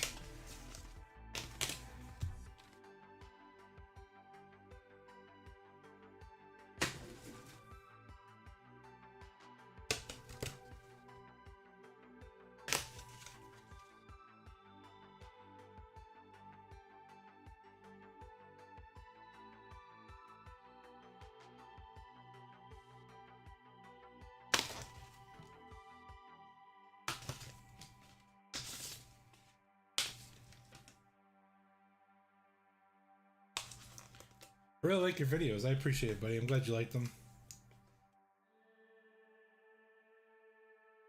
Feels good, man.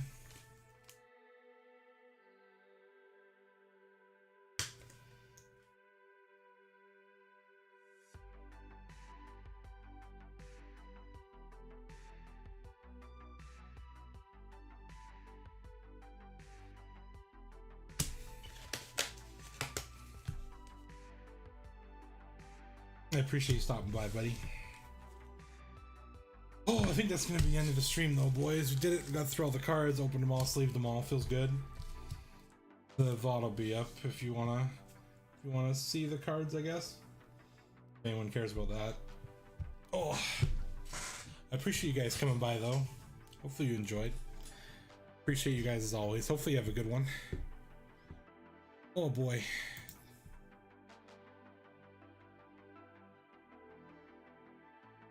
Take care, huh?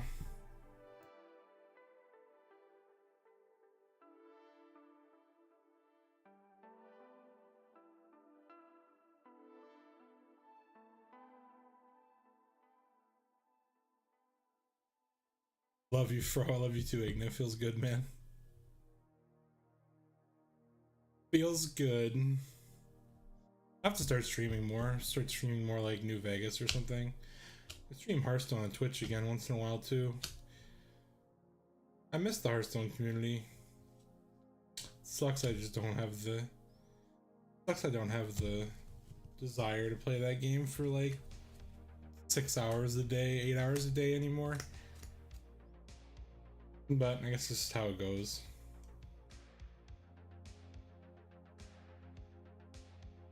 Guess that's just how it goes.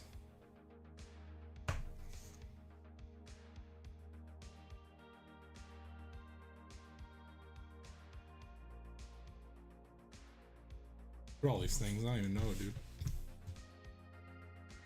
All shiny though.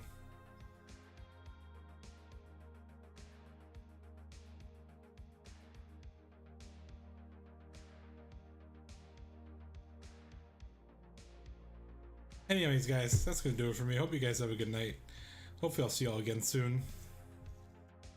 And have a good one.